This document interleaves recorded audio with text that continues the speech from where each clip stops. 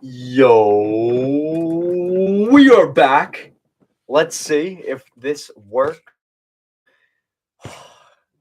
This is so frustrating, guys. I know I've been waiting all day to live stream, test this out, see how it works.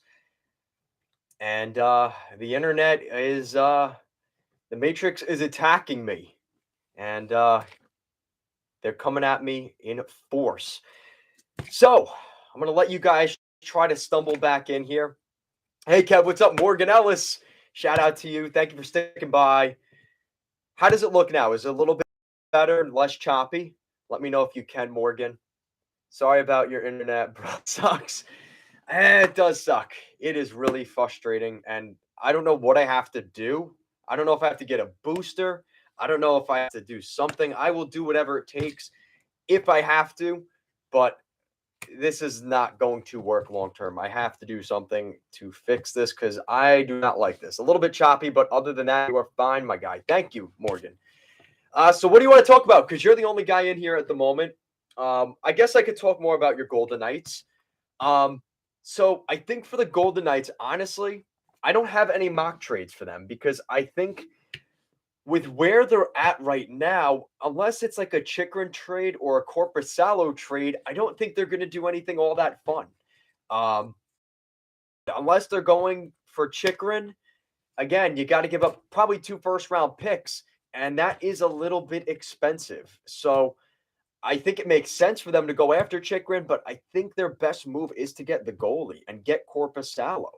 Um, like I said, overall, I think that the Avalanche, um, the Wild, some of these Vegas goes out and makes that move for a guy, they're going to stand out from the rest of the pack. And I think that's really what you're looking for any team that makes a move in the Western Conference is the bar has been set so low because nobody's made a move as a buyer in the conference. So if Vegas ends up being that team, I'm not going to be too surprised. I think that what they've done so far with the way they've kind of run things in Vegas, it does make sense as to them wanting to make a big splash here. As to some of you that are in the chat here, make sure to like the video. It's going to get some more engagement for us here on the live stream. It's been a little bit of a rough night so far with the live stream. Everything was good. Half hour in, everything we don't want to work no more. And it's definitely been an interesting start here. So thank you to some of you that are in the chat tonight. So I'm just going to continue my mock trades until things kind of progress. So another interesting one here is I wish Ali Desh stayed a little bit longer because the Ottawa Senators going for Jacob Chikrin, I think, is a very interesting report. I think they're out of it because the price is too high, but I think that Jacob Chikrin could be had for the Ottawa Senators. So here's my pick. And we got to fight at the end. Panthers Sabres game. Kachuk, of course, at the front of it. Oh man, things are getting nasty in Florida. Let's go. And of course, it's Kachuk. Matthew Kachuk getting just down and gritty, taking on like 5 Sabres. Craig Anderson getting involved. And the Sabres lose a tough game at home over the Buffalo Sabres. And as an Islanders fan, happy this one didn't go to OT. Man, the Panthers, a tough loss for the Panthers. And Buffalo, man, the Buffalo Sabres showing some fight. Shout out to the Sabres, man. Incredible. So here we go. So what's Morgan talking about? He says, hey, bro, my Western and Eastern playoff predictions are the Golden Flames, the Dallas Stars in Seattle, Edmonton and Colorado, LA and Winnipeg. So I think that's definitely a pretty good idea. What you're looking at with LA and Winnipeg, I think that could be a really interesting series because neither of those teams, those would be kind of considered bubble teams. I'm stunned the Wild played a lot better than I expected tonight. Might be my side, but you're still really choppy. Maybe try it again for the Vegas versus Dallas game tomorrow. Yeah. Thank you, Morgan. If the stream is indeed choppy. Urban, are you in the chat? Who's in the chat? Let me know. if it's choppy right this second. And, this is really part of the issues we've been having with these live streams. Man, we had so much fun on Tuesday night with the last one. I get it, bro. It sucked. Okay. Yeah. Thank you. Thank you, Morgan. My plan is to do it's fine so far for Urban. So it's kind of been weird here. It's been up and down with the live stream here, Urban. We have not had such a good start tonight. Um, so worst case, Morgan, if you can't stick around, I know you've been sticking around for a while. We're gonna do another live stream at 1:30 tomorrow or 1 o'clock Eastern time. Maybe get it on tomorrow and do Vegas first. See, Morgan, I am the live streaming on how good the live stream is. Maybe we'll go into that game at night. Choppy at times for me, but I just exit the stream and then re-enter. Thank you, Daniel, your boy. Shout out to you, my fellow Islanders fan. It's probably me. I'm in Reno, Nevada, and we've had snow the last couple of days. Nah, but you know what though, Morgan? We've been having problems, and I'm seeing it on the live stream. We don't have a ton of people in here, and I think a lot of that has to do with the live stream. So let me know to some of you jumping in here. How is the live stream? Is it choppy? Put on the Rangers jersey for the stream. Nah, PJ, get out of here. I'm not wearing a Rangers jersey. Maybe for the right price. Maybe for like $500, I'd put on a Ranger jersey. But other than that, thank you, Morgan. It's better now. Okay. So let's see if this sticks out for a little while, guys. Thank you for being us here at Goal Line Hockey Live.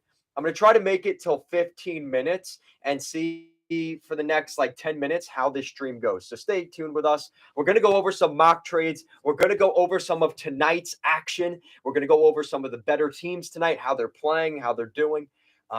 So let's take a look at that. I had a dream the Wild traded for Patty Kane. That is a dream, Urban. I hate to say it.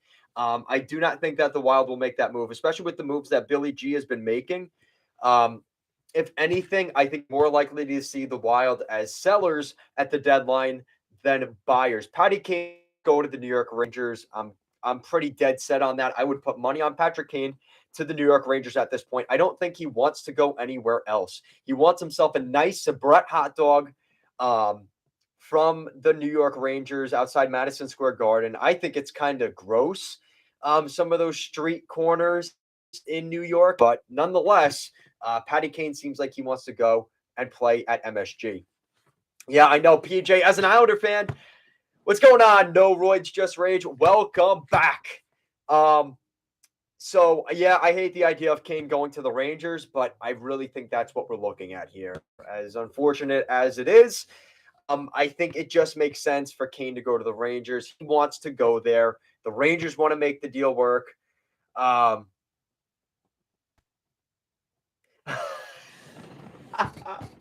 Yo, shout out to Morgan. He says, Kev, let me be honest. I got Dr. Pepper Peeps today. What is going on with the world nowadays? Yo, maybe at some point I'll do some like unboxings or something like that. Please tell me you said Dr. Pepper with Peeps and not Peeps that are flavored to Dr. Pepper. Please let me know, Morgan, because that is a terrifying reality if we really live in that world. Morgan, shout out to you. No Roids, Just Rage says, this deal better include Othman. I missed the mock trade for Kane. Okay, so I actually didn't do the mock trade for Kane. No, Dr. Pepper flavored Peeps.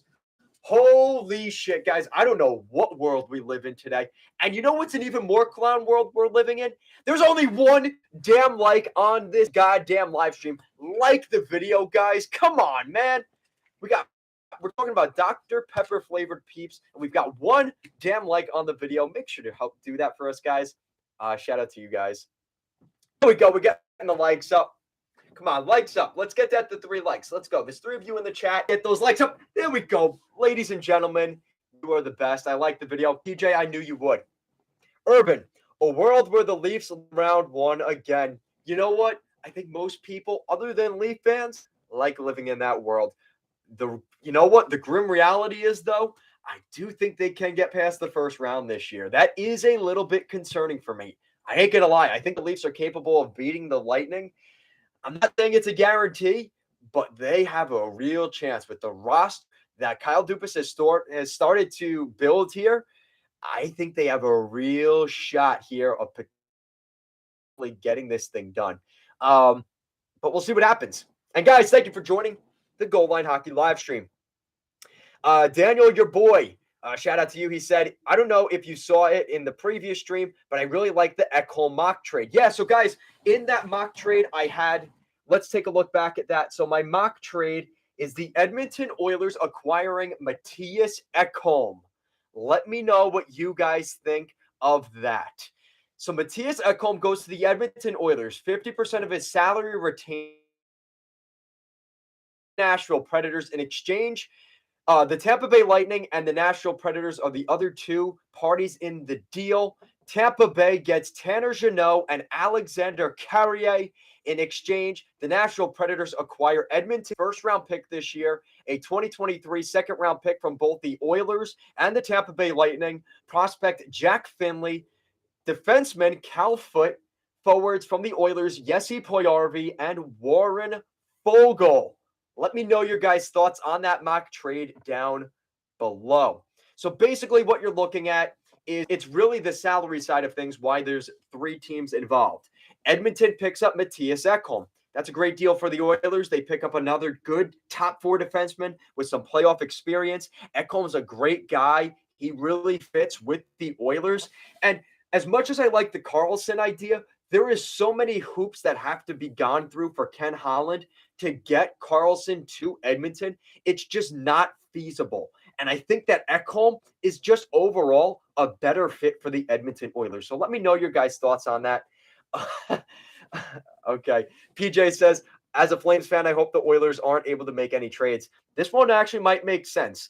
The Oilers have to give up a first-round pick and a second-round pick, right, in order to get Mattias Ekholm.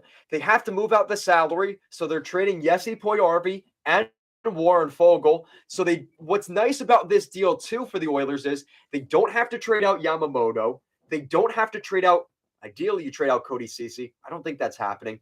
Ideally, you don't have to trade out a guy like Tyson Barrie. Everybody keeps saying in order to acquire Erik Karlsson or to get a defenseman, you have to trade out Tyson Barrie. There is a deal that can be had where they don't have to trade out Tyson Barrie. Why would you trade out a defenseman to get a defenseman? It does not make sense. If the Oilers are going to trade for Erik Karlsson, if it involves Tyson Barrie, Xavier Bourgeois, and a first-round pick, get that crap out of here. It's not worth the deal. It does not make sense. Let me know your guys' thoughts. What do you guys think of Ekholm to the Oilers? Because honestly, I think he's a better fit. I got to be honest. I think he's a better fit. And I just do not think that what we're looking at here for the Oilers, EK, Karlsson, not a good fit. That's my thoughts. Morgan Ellis says, hey, Kev, even though I have a throat infection currently, I'm playing in my hockey game tomorrow. Got to do it for the boys no matter what. Shout out to Morgan. He is a team player. And, my stomach was bothering me at work today. Usually I don't use the facilities. And I did that, went back to work and did exactly what you got to do. That's the game, man. You got to do what you got to do. You got to take a break, go into the bathroom, jump back out on the field, get back on the ice. That's what you got to do. That's how the game works. And shout out to Morgan Ellis. Urban says, just trade McDavid, then they can get 6 players. Shout out to you, Urban. Yeah, that's not going to happen. I mean, honestly, they're not trading McDavid. The day they trade McDavid, and it's just not going to happen. It's just not going to happen. It doesn't make sense here. And I think you do everything impossible to build around McDavid. And I honestly think Mattias Ekholm is a guy you can use to build around this group. And, I think that there's a lot of potential in the Oilers with McDavid and Kings. Damn, that's a tough loss for the Islanders. That's tough. And speaking of grinding with the chat, guys, let me know real quick, how is the chat? Let me know real quick. Let me know, how is the chat? You're freaking me out a little bit. It said the connection is unstable. Let me know real quick down below. So a big win for the LA Kings on the road over the Islanders. Tough loss for my Islanders. as the Florida Panthers. That was a huge loss. Little laggy, thank you. So Matthias Ekholm to the Oilers. What do you guys think of that deal? Now, Tampa Bay here, they're trading a lot without giving up future draft picks. That's what I like about this deal for the Lightning is they're still able to make a trade without trading first-round draft picks. I think that's a good thing for the Lightning. Now, the problem is there is one downside to this. They do have to give up Jack Finley. I think they really like Jack Finley, what he could potentially provide in the NHL. But with guys already there and Anthony Cirelli, Steven Stamkos, and guys like Braden Point, those three centers already, not to say Jack Finley isn't a guy you wouldn't like to have around, but it makes him expendable. And Tampa Bay, the kid's 20 years old. Is he not going to be the perfect fit for this team in 5 or 10 years? Yeah, he'll be a perfect fit in 5 or 10 years. But Tampa Bay's not going to be a cup contender in 5 or 10 years. Trade Jack Finley, get guys on very good entry-level contracts like Tanner Jeannot and Alex Carrier, and that's exactly what they need right now. That is a perfect fit for the Tampa Bay Lightning. Everybody's talking about Tanner Jeannot to the Tampa Bay Lightning. I love it. Give me Alex Carrier, and I love it even more. And you trade out Cal Foote.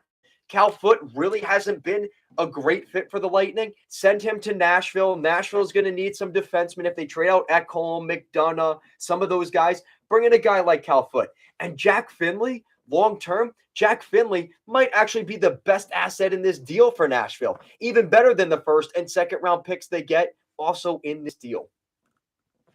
And guys, thank you for joining the live stream. If you've been here, make sure to like the damn video. It definitely helps us out here at Goal Line Hockey. I appreciate your guys' support as always. You guys are the best. Shout out to you guys. We have a lot of games starting to finish up, and the last game that is currently live is the Colorado Avalanche and the Winnipeg Jets, which I'm assuming a lot of you fans are Winnipeg Jets and Avalanche fans. What else are you guys saying in the chat? Morgan says, hey, Kev, not going to lie, there's a new Girl Scout cookie called Toast Yay, and it's fire. It tastes like a French toast mixed with a graham cracker. Oh, don't say that, Morgan. I just dropped 8 pounds this past week, and you're killing me with talking about Girl Scout cookies. There was another Girl Scout cookie that I recently tried, and it was fire. I think it was like, I forgot what it's called. It's like brownie flavored. Let me know if you guys know down below, but it is really good. Also, he says, my little sister got me some since she's a Girl Scout. Hey, Kev, out of the Vegas Golden Knights jerseys, which is your fave? Morgan, the one I wore the other night is my favorite Golden Knights jersey. That pure gold Golden Knights jersey, that is peak performance for the Golden Knights. That is their jersey. That is the best jersey. And second best, I would say, is the Vegas Wordmark for their reverse this year. I think that's kind of a polarizing jersey. Some people hate it, some people love it, but I love that black jersey that the Golden Knights gave us here in 2023. Urban says, let the Jets crash and burn. Yeah, I think a lot of people would like to see the Jets crash and burn. And you guys haven't mentioned the jersey I'm wearing tonight. We got the napkin jersey. One of the best jerseys of all time. It's the napkin jersey, ladies and gentlemen. It is a beaut. Stadium Series jersey that the Colorado Avalanche wore a couple of years back. Shout out to that Stadium Series jersey, but it is a beaut. Shout out to the napkin jersey, right? And especially from this vantage point, it looks like a napkin, right? Like I'm eating dinner and I got my napkin. That's what this is. Let's take a look. What else are you guys saying here? Shout out to Mike Pelk. What's going on, Mike? Last year, we got s'mores Girl Scout cookies. I have never had s'mores Girl Scout cookies. I like the Thin Mints. I like the tag-alongs. But, guys, nothing has topped the Samoa. Nothing has topped the Samoa. But this French toast one, I ain't going to lie. The French toast one sounds pretty damn good. And now we got different ones here. I mean, these sound pretty damn good. And guys, while we're talking about Girl Scout cookies, make sure to like the video. It helps us out. Thank you so much. I'm being held hostage, and you guys aren't liking the video. Like, come on. Help us out. Hook a brother up, if you will. Thank you guys for the likes. You guys are the best. Shaka, what's going on, Shaka? Welcome back to the conversation, Shaka. Yeah, we had a couple problems earlier. Thank you for joining us. He said All-Star game next year in Toronto. When's it gonna come to the island? Now that's definitely an interesting argument because the Islanders have their new UBS arena. You would think that would be coming in the next 5 years. There's no guarantee. They've talked about 2025 potentially being Detroit or Seattle. I think it should go to Long Island. The Rangers are due for one. LA is due for one. The Islanders have not held one since the Coliseum in the 80s. So it would be very refreshing to have the Islanders hosting an all-star game. But I think we're going to be waiting a little while longer, even with a brand spanking new arena. So shout out to Shaka giving me some Islanders love, but that's what we're looking at. Morgan says, Kev, I'm lucky because I got the new reverse retro over Christmas from my mom. She's a legend for getting that. Shout out to Morgan's mom for getting that Vegas reverse retro. It is a very nice jersey. PJ says, Kev would look good in a Rangers jersey and hat. Yeah, no, I do have both. I have a Rangers beanie and a Rangers jersey. You guys have to give me a lot of money in order to do that. I ain't wearing that Derek Stepan jersey that's in this closet. I ain't doing it. I am not doing it. Not happening. Yeah, Shaka, shout out to Morgan's mom. Yes, sir. Shout out to mom. You better take care of her for Mother's Day then, man. Morgan also says, hey, Kev, Yanks or Mets? So, of course, because I'm from the New York area, he's questioning whether I'm a Mets or Yankees baseball fan. All the way, Mets fan. I got my Petey Alonso black jersey, the blackout jersey, in the closet here. But yes, I am a Mets fan. And yes, good, bad thing. But yes, Shaka, I'm also a Jets NFL fan. That's right. Shout out to Sauce Gardner. And speaking of Zach Wilson, Morgan, you better be careful with Zach Wilson around. He might also take your mom. He is known for being a mom stealer. I definitely would keep Zach Wilson away from my mom. That's a good PSA for you guys. Morgan says, I'm sorry. I'm a Dodgers and Yanks fan. Yuck. Morgan, what the hell, man? You're a Dodgers fan. Oh, man, and a Yankees fan. Man, Morgan, we got to go to a game sometime. But I went to a Dodgers game against the Mets 2 years ago, and the Dodgers kicked the Mets' ass. Shout out to the Dodgers kicking my Mets' ass a couple years ago. Guys, welcome to the chat. Leave your guys' mock trades down below. We're discussing mock trades tonight. I have a couple of good mock trades, and let me know your guys' thoughts on them. Shaka says, so sad the Jets didn't make the wild card next year. Is our year. I feel it. Morgan says, hey, Kev, my dad is from Buffalo. We are Bills fans. Oh, shut up.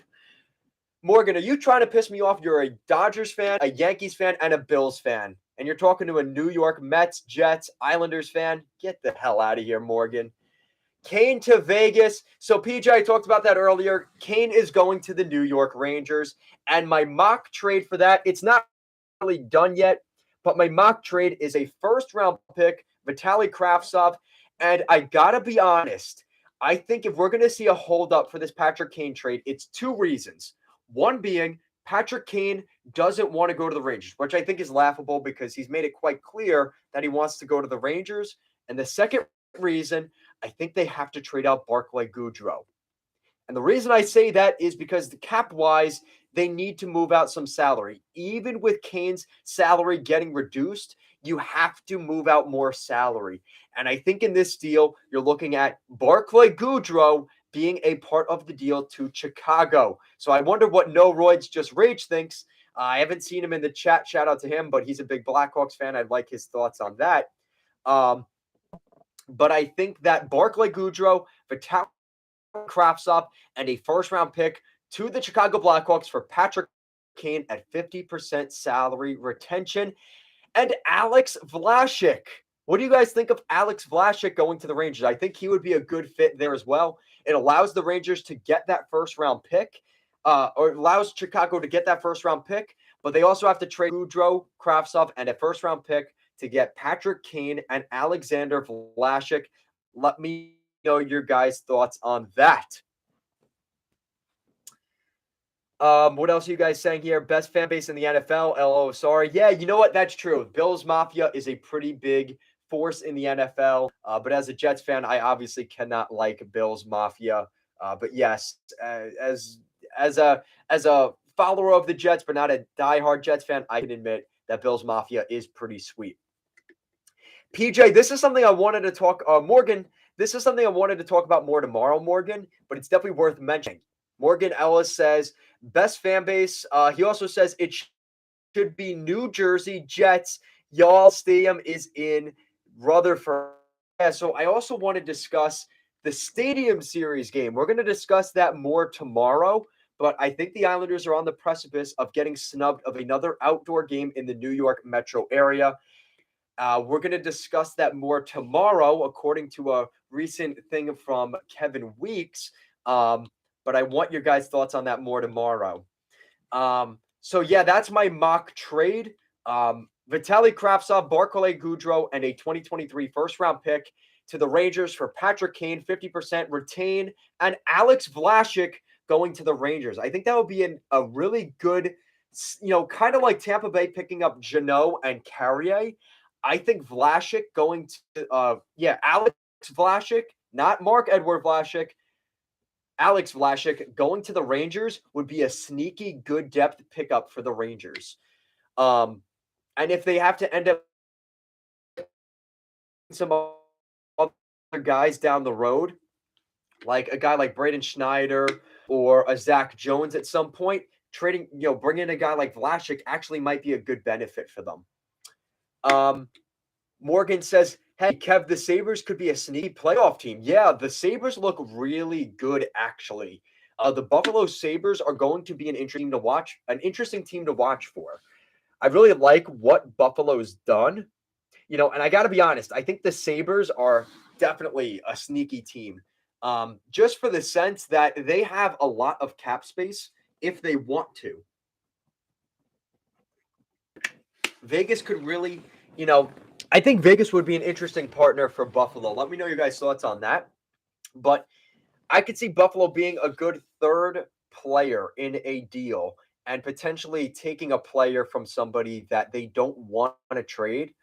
Like I could even see a deal like if Edmonton wants to get rid of Jesse Puljujarvi or even a guy like Evan Bouchard to move out salary, Buffalo should definitely be jumping on guys like Evan Bouchard and Jesse Puljujarvi. And short term, yeah, they have to pay that money out. But I think long term, if they sign them to new contracts this summer, Buffalo could make a real good licking on bringing in guys like that to their team.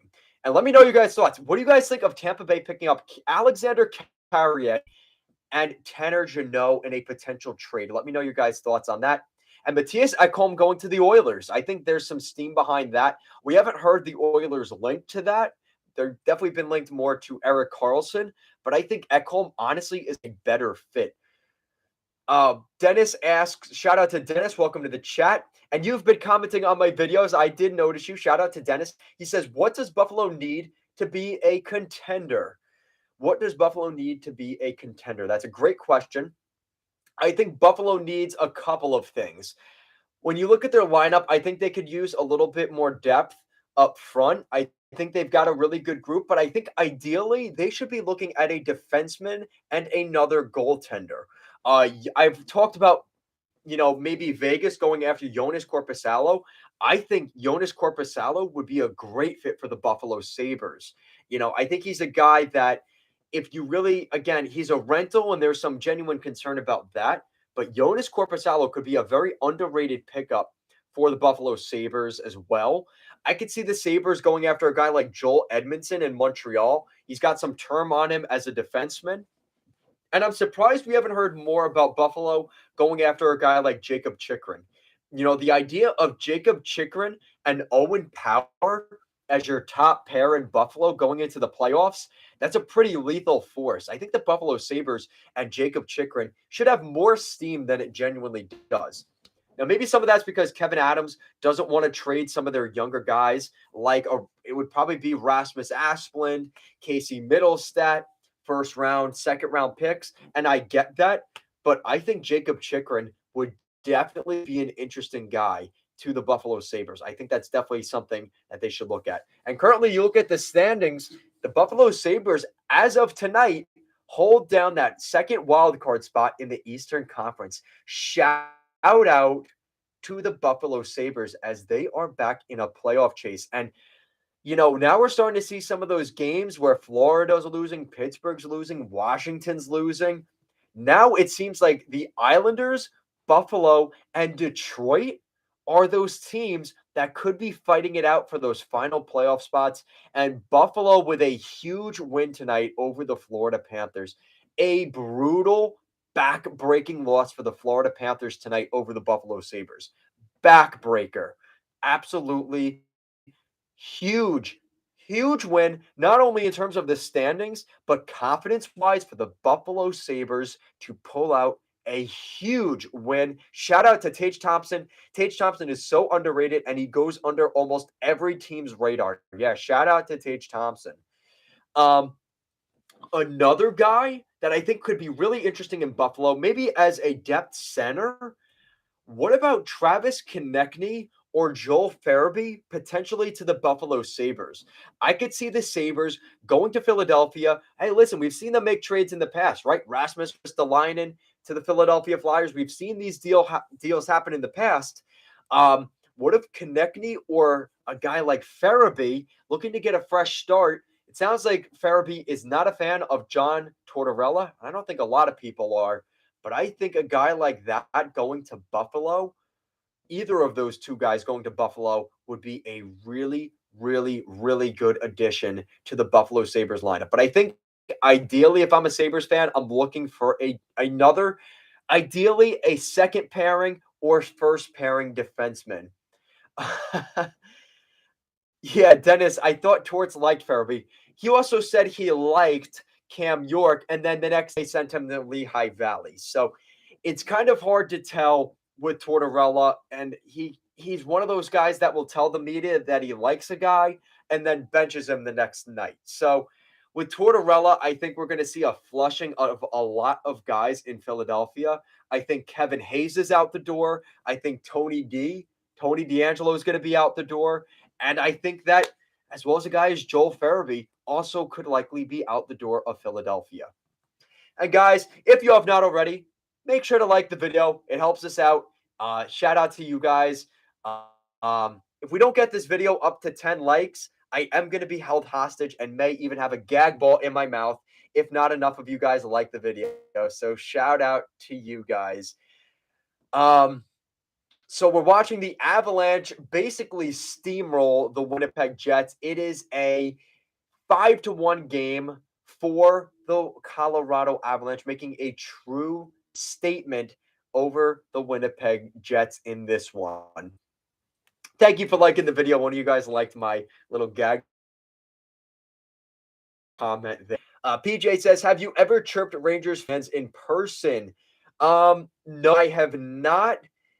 But again, a little bit, I ribbed them a little bit when the Rangers weren't very good. But I don't know. I guess that's chirping. Yeah, I guess I've chirped Rangers fans in person. You have to be careful of your environment, though. Like when I go to MSG as an Islanders fan with an Islanders shirt on, you're not going to see me like screaming, "Let's go Islanders!" at MSG, flipping the Rangers fans off. You're not going to see me doing that. But that is definitely something that you do have to look at. I think Rangers fans are fairly cordial for the most part, but that is definitely something you have to consider here. Shout out, what's going on? To my girl, Ange. Shout out to you. You are amazing. Thank you, Ange. Thank you for the $20 super chat. You are the best. And let's see if I could get a what did I just do? I'm trying to add something here. I don't know if it's going to work, but we're going to try it anyway. Whoa. Oh. I don't think it's going to work here. Let's see, guys. See if this works. Did it jump up on stream? Let me know down below. I don't think it did.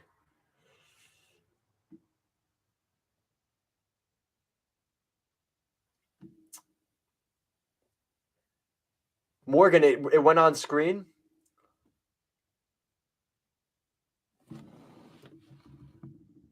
Let's see. Let's see if it worked.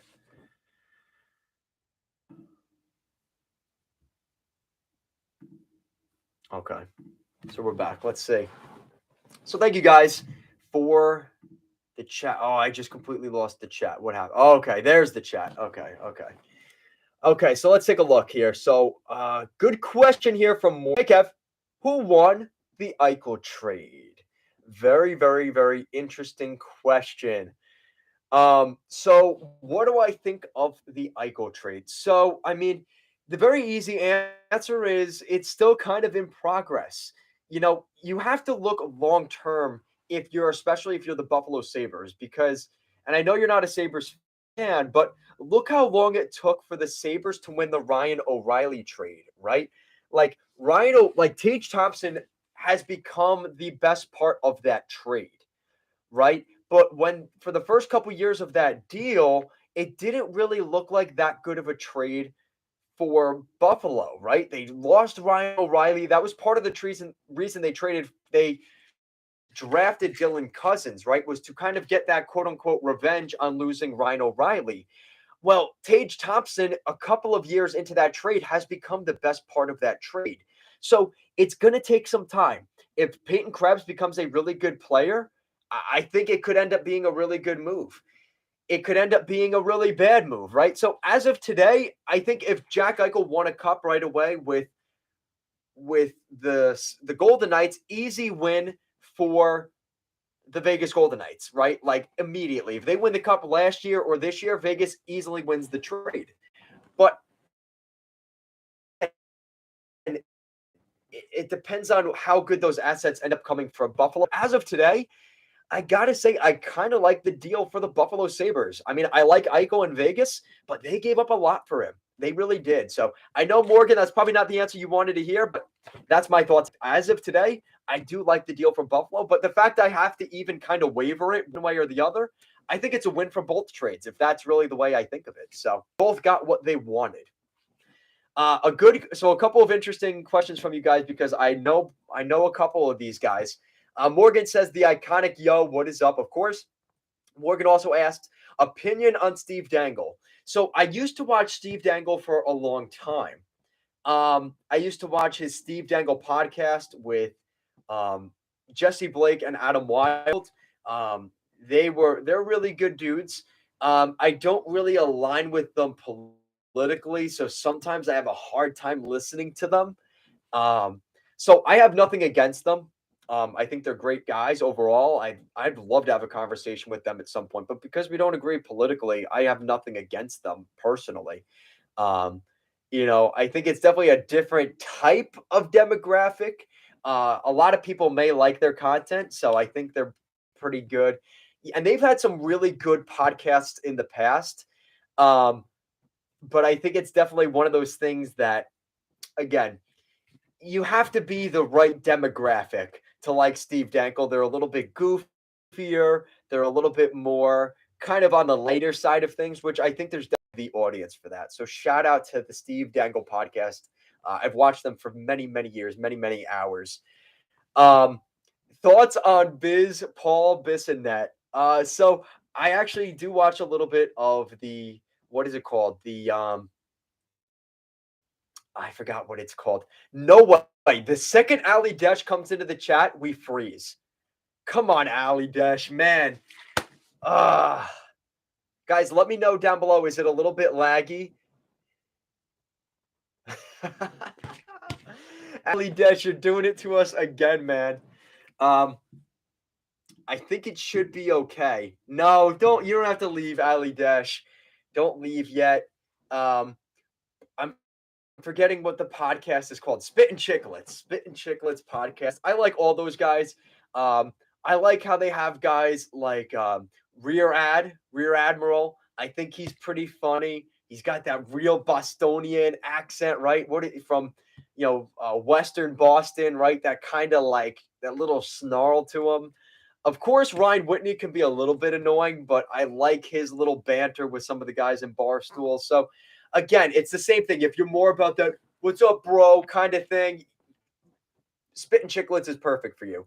If you're more the, we kind of like hockey, we're kind of more equality, a little bit more left leaning. I think Steve Dangle is right up your alley. I think I'm more in the niche of more of that right leaning demographic, but still can be a little bit goofy and bro. Like I like to think I'm a little bit of a blend of them. But let me know what you guys think. And of course, I got, Rear Admiral has the whole Boston thing down. I have more of the New York, hey, what's up, man? Give me some water accent, right? You know, I was walking the dog, so it's kind of having a little bit of that whole banter. I think it's really fun. But overall, I think all those guys are really good. They're good for the game. And that's what I like about Paul Bissonnette. I think he's good for the game. I really like him on NHL on TNT. Some of his interviews are hysterical. So in that sense, I really like him. What are you guys saying here in the chat? So in my opinion, I like Steve Dangle. I like Paul Bissonnette, but I would say if I had to choose one or the other, I like Biz Nasty over Steve Dangle. Ali does shout out to you. He says Steve Dangle is a disgrace to Canadians. Morgan also says Steve Dangle, the Leafs fan everyone enjoys. Yeah, of course. And he's got the right demographic, right? Like only in Toronto does Steve Dangle, and I'm not discrediting his success. He's definitely earned that. The way he's built the LFRs and stuff like that. He is definitely a pioneer in the NHL YouTube sphere.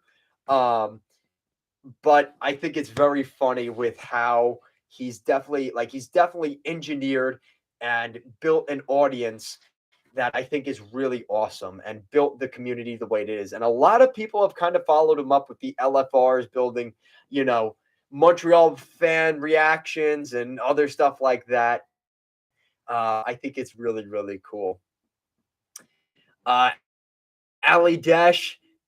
Okay, thank God. Ali Dash didn't leave the chat. We're having a couple. Let me know, how is it? Leave a 1 in the chat if it's doing good. If it's a little choppy, let me know as well real quick, because it's saying the connection is unstable. So let me know down below.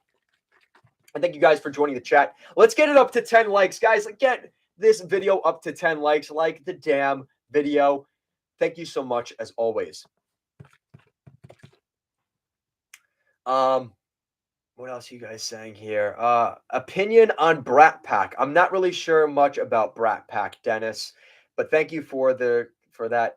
It's a bit choppy. Thank you, Ali Dash. Fave hockey YouTube ever. Shout out to Morgan, huge Golden Knights fan in the house. Thank you guys for joining the chat. And yeah, if it is a little bit choppy, a real diehard Isles fan, you already know. Shout out to Morgan. Opinion on Coach Chippy. I'm not sure who Coach Chippy is, guys. You guys got to keep me up with this stuff. I don't know who Brat Pack and Coach Chippy are. You guys got to let me know down below. And like I said, if you want me to answer your question immediately, as soon as possible, leave a super chat. I will answer it as soon as you leave it. And maybe I'll give you a little surprise as well. And no, I'm not taking off my shirt or anything like that, but I will give you a little surprise for the super chats.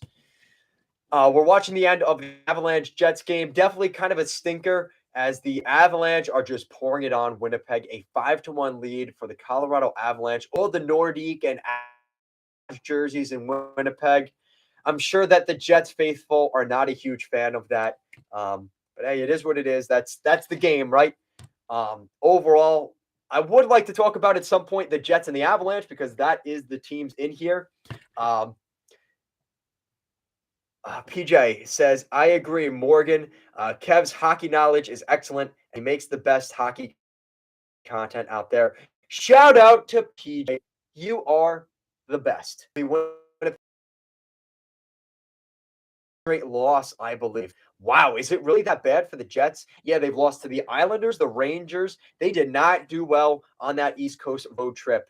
I think it's definitely something that, again, when you look at the Islanders and with how things have kind of gone, it's hard to talk about just the Islanders. And I think that, realizing that and talking about the whole NHL, I have the knowledge, right? And I think that's something that is kind of, I've been watching hockey for so freaking long. And I just think that, despite being only 22 years old, I could talk about the NHL for hours. Things that have happened in 2010 with the Buffa Slug logo, the oil change era of the Oilers, just so many things in the NHL's past that I think just are very interesting. So the Jets, yeah, like Ali Dash said, the Jets have definitely struggled here. I think that East Coast could be a real good confidence booster for some teams. It could also be a real net negative for a lot of teams. I just think it's one of those things. You guys are hysterical in the chat. Morgan said, "Hey Kev, you and Isles girl, should do a collab on going to an Isles game at UBS, and maybe we could do that one day." But like Ali Desh says, I don't think Ange would like that. Kevin can't risk missing out on all those delicious parm meals. Yeah, shout out to Ange. She's making me chicken parm this weekend because she has not made me chicken parm. She's been making me salmon. She's been making me salmon, and she puts way too much damn lemon in the salmon. It's just not very good. Shout out to Ange, but you got to stop cooking the salmon. Make the chicken parm. I need the chicken parm. I've been waiting for it for weeks, and now we're talking about chicken parm, and now we're losing guys in the chat because I'm talking about chicken parm. So we're gonna stop talking about chicken parm in the chat.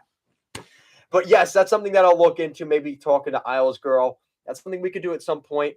They could always reach out to me. Anybody that wants to do a collab and stuff like that, reach out to me, and we can maybe get something done. But I have not done a collaboration at this point. Italian chicken farm is good tier. Shout out to that. So what else do you guys want to talk about? Mock trades. You guys want to talk about an Oilers mock trade, a Chychrun mock trade? What do you guys want to talk about? Let me know down below. And Mason Appleton getting thrown down to the ground by Andreas Englund.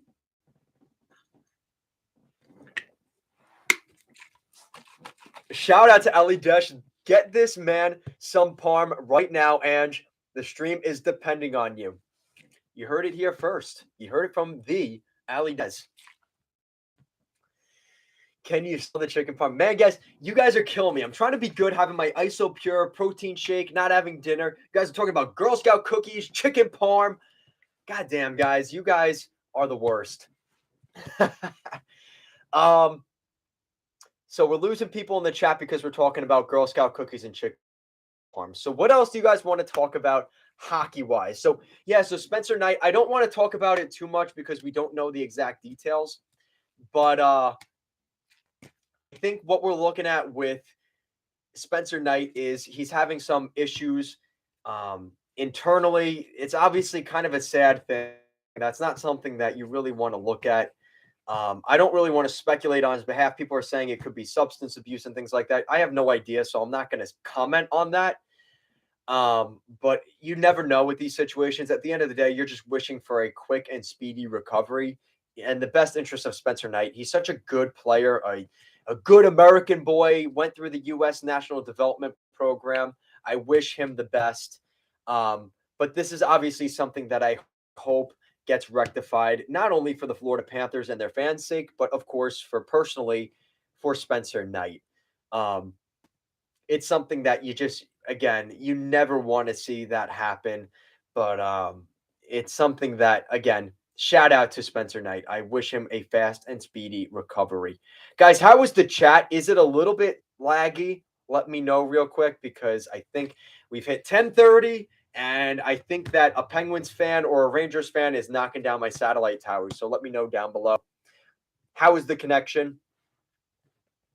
And you guys are making me so freaking hungry. You guys are killing me. Seems good. Thanks, Ali Dash. See, you're good luck. You're good luck, man. Looking at the standings in the Eastern Conference, it's the Islanders and the Buffalo Sabres in that final wild card spots in the Eastern Conference. That is very interesting. The Buffalo Sabres and the Detroit Red Wings said, we're going to start winning some games, and we're going to make the Florida Panthers, the Pittsburgh Penguins, and the Capitals' lives hell. And I think it's going to be interesting. Is Detroit, who looked like they could be earn the right to be buyers at the deadline, and the Red Wings are seemingly looking like, if nothing else, not selling. virtue of not selling off guys like Bertuzzi and keeping rentals, they are buying in the sense that they're keeping their own guys. So shout out to the Red Wings. In the Western Conference, things are definitely interesting as well. The Seattle Kraken and the Colorado Avalanche holding down the final wildcard spots there. Huge win tonight for the Colorado Avalanche, a desperation win for the Avs on the road in Winnipeg. They host the Winnipeg Jets tomorrow.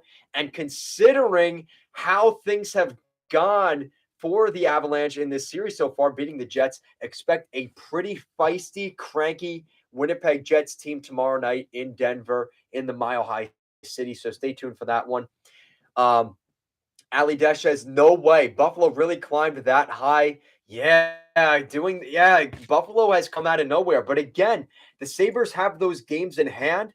They had a big win the other night, and they also won tonight. So just like that, the Buffalo Sabres have found themselves right back in the chase.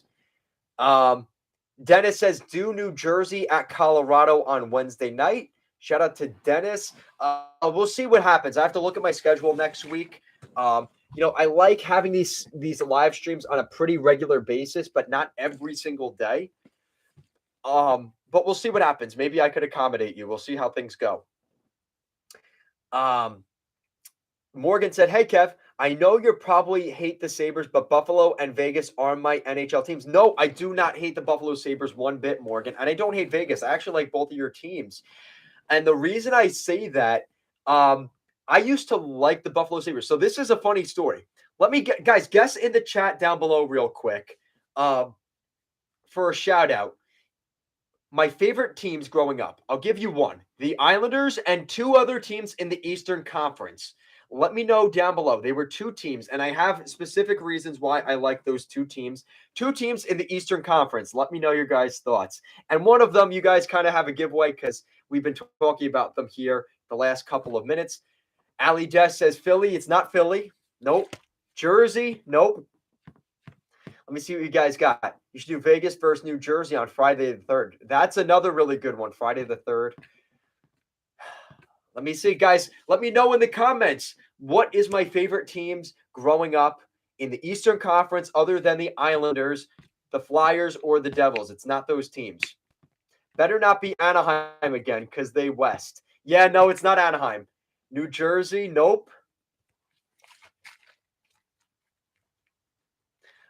So the teams that I liked growing up in the Eastern Conference were the Buffalo Sabres and the Tampa Bay Lightning. And that's funny now with how things have gone with the Islanders. I've definitely lost my taste for them. No, it's not Carolina either. The Buffalo Sabres and the Tampa Bay Lightning. And those were the first two jerseys I had other than Islander jerseys. Yes, that's right. Tampa Bay. Yes. Because I was a huge fan of Steven Stamkos growing up. I really like Hammer. I got my own custom Tampa Bay Lightning youth Tampa Bay Lightning jersey, number 40 on the back with Kevin Forte, yours truly on the back. So it was Buffalo. The Buffalo Slug era was my favorite. I really like that Sabres era of Christian Ehrhoff, Thomas Vanek, Danny Briere, Christian Ehrhoff, Jordan Leopold. If you guys are old enough, you guys know who I'm talking about. I really like that era of the Buffalo Sabres. Shout out to them. And what else are you guys saying? Yes, Tampa, not Washington. Or do Buffalo versus Isles on March 25th. I want to see Buffalo or Vegas. I can accommodate that, Morgan. Yeah, we just did a Vegas one the other day. But if Vegas stays in the playoff chase, they're going to be in the running. The only thing with Buffalo, yeah, Vinny LeCavalier too. He was a really good dude as well. I like Tampa Bay with Vinny, Marty St. Louis. Yeah, yes. I love that era of the Tampa Bay Lightning. When they started drafting Hedman, yeah, Dennis gets it, man. Yeah, Dennis freaking gets it. Daniel, your boy, what's going on, man? He said, I got NHL 2K10. So I know what you mean about Buffa Slug. Yeah, Buffa Slug was an era, right? Buffa Slug. What did you guys think of the Buffa Slug era? Let me know down below. Yeah, Brad Richards, who was in Tampa Bay for a little while. The only reason I don't like some of those guys like Brad Richards and Marty St. Louis is they ended up going to Tampa, going to the Rangers, right? So I do have my little distaste for Brad Richards and Marty St. Louis, but for the most part, I do like those guys. Oh, Ali Desh, you are not. Come on. So you guys don't know, Buffa Slug was a logo. The Buffalo Sabres changed their logo to a Buffa Slug logo, and it is a doozy of a logo, to say the least. I love it because it's so ugly. It looks like the best way to describe it, Ali Desh, before you look it up, it's a banana peel with horns on it, or a slug. And that's why people call it the Buffa Slug, because it looks like a buffalo horn with, it almost looks like a slug. The banana slug, it's got multiple names out there. But it's a doozy of a logo there, Ali Desh. Oh, you hated that? No, come on, Ali Desh. You can't hate that logo. It's too gorgeous. So what else do you guys want to talk about? What else do you guys want to talk about? Maybe because the Sabres beat your Senators in that jersey. That could be a reason why Ali Desh doesn't like the Buffa Slug. Do I have any more good mock trades? So here, Ali Desh, I got one for you. Ali Desh. I got a mock trade for you. So we've got Jacob Chychrun and Lawson Krause going to the Ottawa Senators. What do you think of that? Jacob Chychrun and Lawson Krause. I think those are two players that fit the mold for the Ottawa Senators. And we're seeing a lot of these trades here at the deadline. No, you don't like Lawson Krause and Jacob Chychrun. That's interesting because we're seeing a lot of players get packaged up in deals in trades. No to Krause. He's actually played quite well this season, though. Because you don't like who's going the other way, right? You don't like the idea. Yes to Chick, no to Krause. Okay, so here's the trade. And I know you're not going to like it. The Arizona Coyotes, again, you're trading a lot here. That's where the problem is. You're trading this year's and next year's first-round pick as the Ottawa Senators. This year's and next year's first-round picks, Eric Brandstrom and Shane Pinto. Does Ali Desh accept that trade? It's a lot. It's Shane Pinto. It's 2 first-round picks and Eric Brandstrom. I'm cool with the picks. You're okay with trading? No to Pinto. I knew you weren't going to like Shane Pinto in the trade, and I get that. That's the problem is, though, I will miss the Danny Briere days, 2006 playoff run. So close to the Cup Finals. Yeah, shout out to Mike Pelk. Welcome to the chat. Yeah, I think that's something. I actually have a theory. What's your theory, Ali Desh? What do you got for us? So the next time the Jets will be playing, they're promoting it, is against the Islanders on Sunday night. So that'll be an interesting game. Your connection is unstable. Guys, how is the chat? Is it a little bit choppy? Let me know down below real quick if you can. It's a little bit choppy. And I'm so tempted to grab food because I am starving. You guys are talking about chicken parm and Girl Scout cookies. Guys, what's the best Girl Scout cookie? Let me know down below. What is the best Girl Scout cookie? Let me know down below. Thank you guys for joining the chat. Welcome to Goal Line Hockey Live. What do you guys think of potentially Jacob Chychrun and Lawson Krause to the Ottawa Senators in a mock trade? Let me know your guys' thoughts on that. 2 first-round picks from Ottawa, Eric Brandstrom and Shane Pinto. I think Shane Pinto would be the holdup for Senators fans, but let me know your guys' thoughts on that down below. So here is the theory from Ali Desh. He says, I think Pinto is involved in a Chychrun trade because Greg stepped right into the second line. He said, I think they want to see if Greg can replace Pinto. That's a very good point. Great observation there by Ali Desh. Thin Mints, Samoas. You can have Brandstrom. I think Brandstrom had a down season. I think he could become more available. He's in a contract year for free. The peanut butter sandwich ones are a close second. Oh, you guys are about to make me go downstairs and pick up some Samoas. Oh my God. You had it down. He had a down career. Oh man, I'm so tempted to get some Thin Mints. Oh, you guys are making me so hungry. It's not even funny. Now I need cookies. Yeah, Ali Desh, you guys are a pain in the ass. You guys are making me want Girl Scout cookies. We talked about Kravtsov, Goudreau, and a first-round pick to the New York Rangers for Patrick Kane, 50% of his salary, and Alex Vlasic. I think Alex Vlasic is a very underrated player in Chicago and could actually be a pretty nice asset. I've got cold pizza on my counter. Oh my God. Scooby Snacks. I haven't had those in forever. Thin Mints or the brand new Toast. Yeah. Somebody was talking about those Toast Yay ones earlier. Those look good. It actually might have been Morgan. Shout out to Ali Desh. He's going to have his cheap meal. That counter is calling for pizza from Ali Desh. Kevin, where's the last time you had pizza? When's the last time you had pizza? Yo, shout out to New York Pizza. Maybe for tomorrow's live stream, I'll get my local pizza. Yo, guys, I'm about to pass out. I need to eat something. Hey, Kev, I made myself some tacos since my mom is hanging out with some of her friends. Guys, yo, Morgan, I'm not even saying this to be funny or tongue-in-cheek. Make sure your mom is not hanging out with Zach Wilson. Like, we got to protect Morgan's mom at all costs. She got him the reverse retro jersey from the Vegas Golden Knights, and she makes him food. Like, we got to protect this woman at all costs. Ali Desh said, you're all fit. Probably been a while. I'm 40 now, and I've gone full dad bod. I'm eating roti and butter chicken. I don't know what that is, PJ. I don't know what roti and butter chicken. Morgan Ellis fan says, $1 New York pizza is legendary. Yo, shout out to Morgan. And guys, if you ever go to New York City, here's a quick tip. If you ever go to New York City, and Patrick Kane, listen, Patrick Kane, you should be listening. Never get Sparrow Pizza. It is the most overrated horse, you know what, in the world. Sparrow New York Pizza is so overrated. It is so overpriced. It is a tourist trap. Do not get Sparrow New York Pizza. That is the worst pizza you could get in the world. And you guys are making me so hungry. It's not even funny.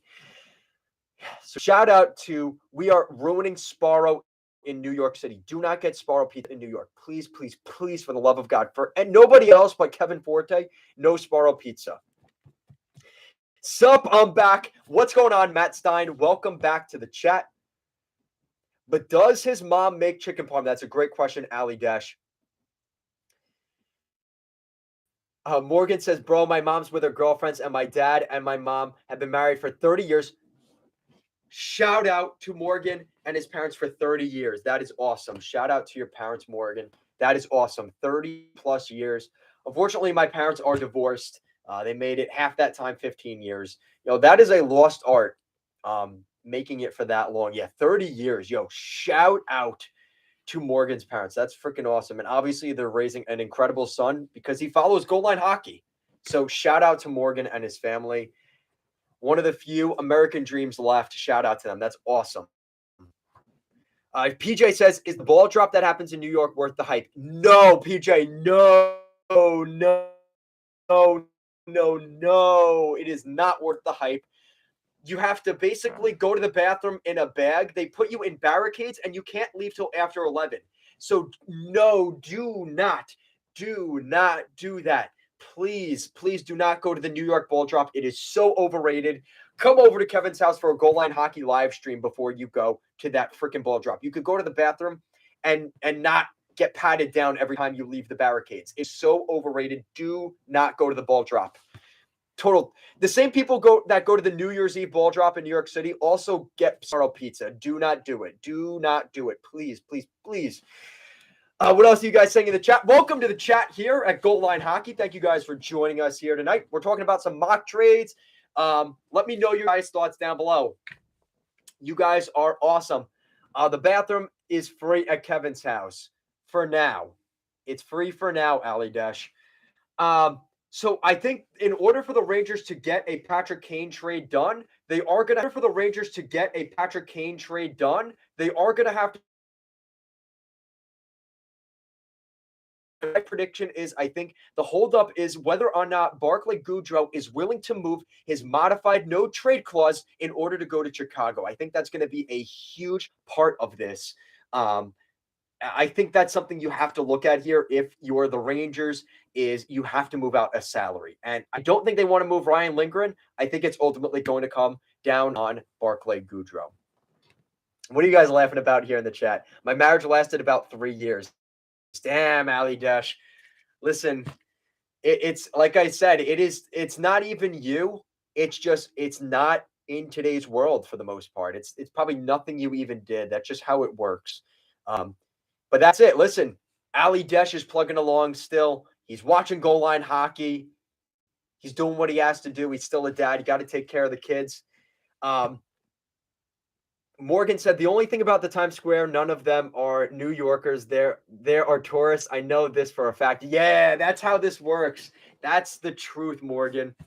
Also from PJ, he said, I'm going to find Kev as soon as I land in New York. Yeah, listen, PJ, hit me up, man. I'm around.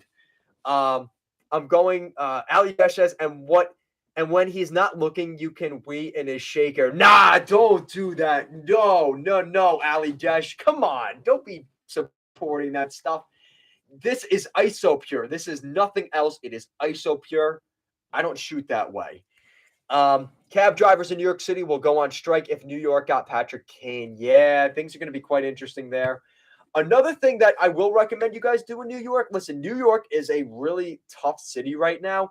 I live an hour out. I can go and train whenever I want to go to a Ranger game, whenever I want to go see the Christmas tree. Shout out to the Rockefeller Christmas tree. It's worth seeing it once in your lifetime. But even that stuff, guys, people are such D-bags. It is so hard to even walk around New York City without someone stepping on your feet or potentially getting, popped. It is a tough city to be a part of, but I gotta say, it is worth going to see it during Christmas time. I've been to the Thanksgiving Day parade once. It is pretty cool. It's something you should check off your bucket list. But in terms of going to the New York City, the ball drop, avoid that at all costs. But going to a Rangers game, especially if you like hockey, as an Islanders fan, I can say everybody should take the pilgrimage to New York to watch a Rangers game at Madison Square Garden. It is really that nice. And that's coming from an Islanders fan. Just shout out to the Rangers there. What else are you guys saying? Exactly, Morgan. Morgan says, I'm up in Buffalo a lot. Most of my dad's side of the family is up there. Shout out to Morgan and the Buffalo Mafia, Bills Mafia. PJ says, when you wee in his shaker, it will turn from ISO pure to ISO gold. Oh my God, you guys are disgusting. Shout out to Matt Stein. He lives in New Jersey. I've been to Newark a couple of times for the Devils games. But I spend a lot of my pilgrimages in terms of road trips. I tend to go to Pennsylvania.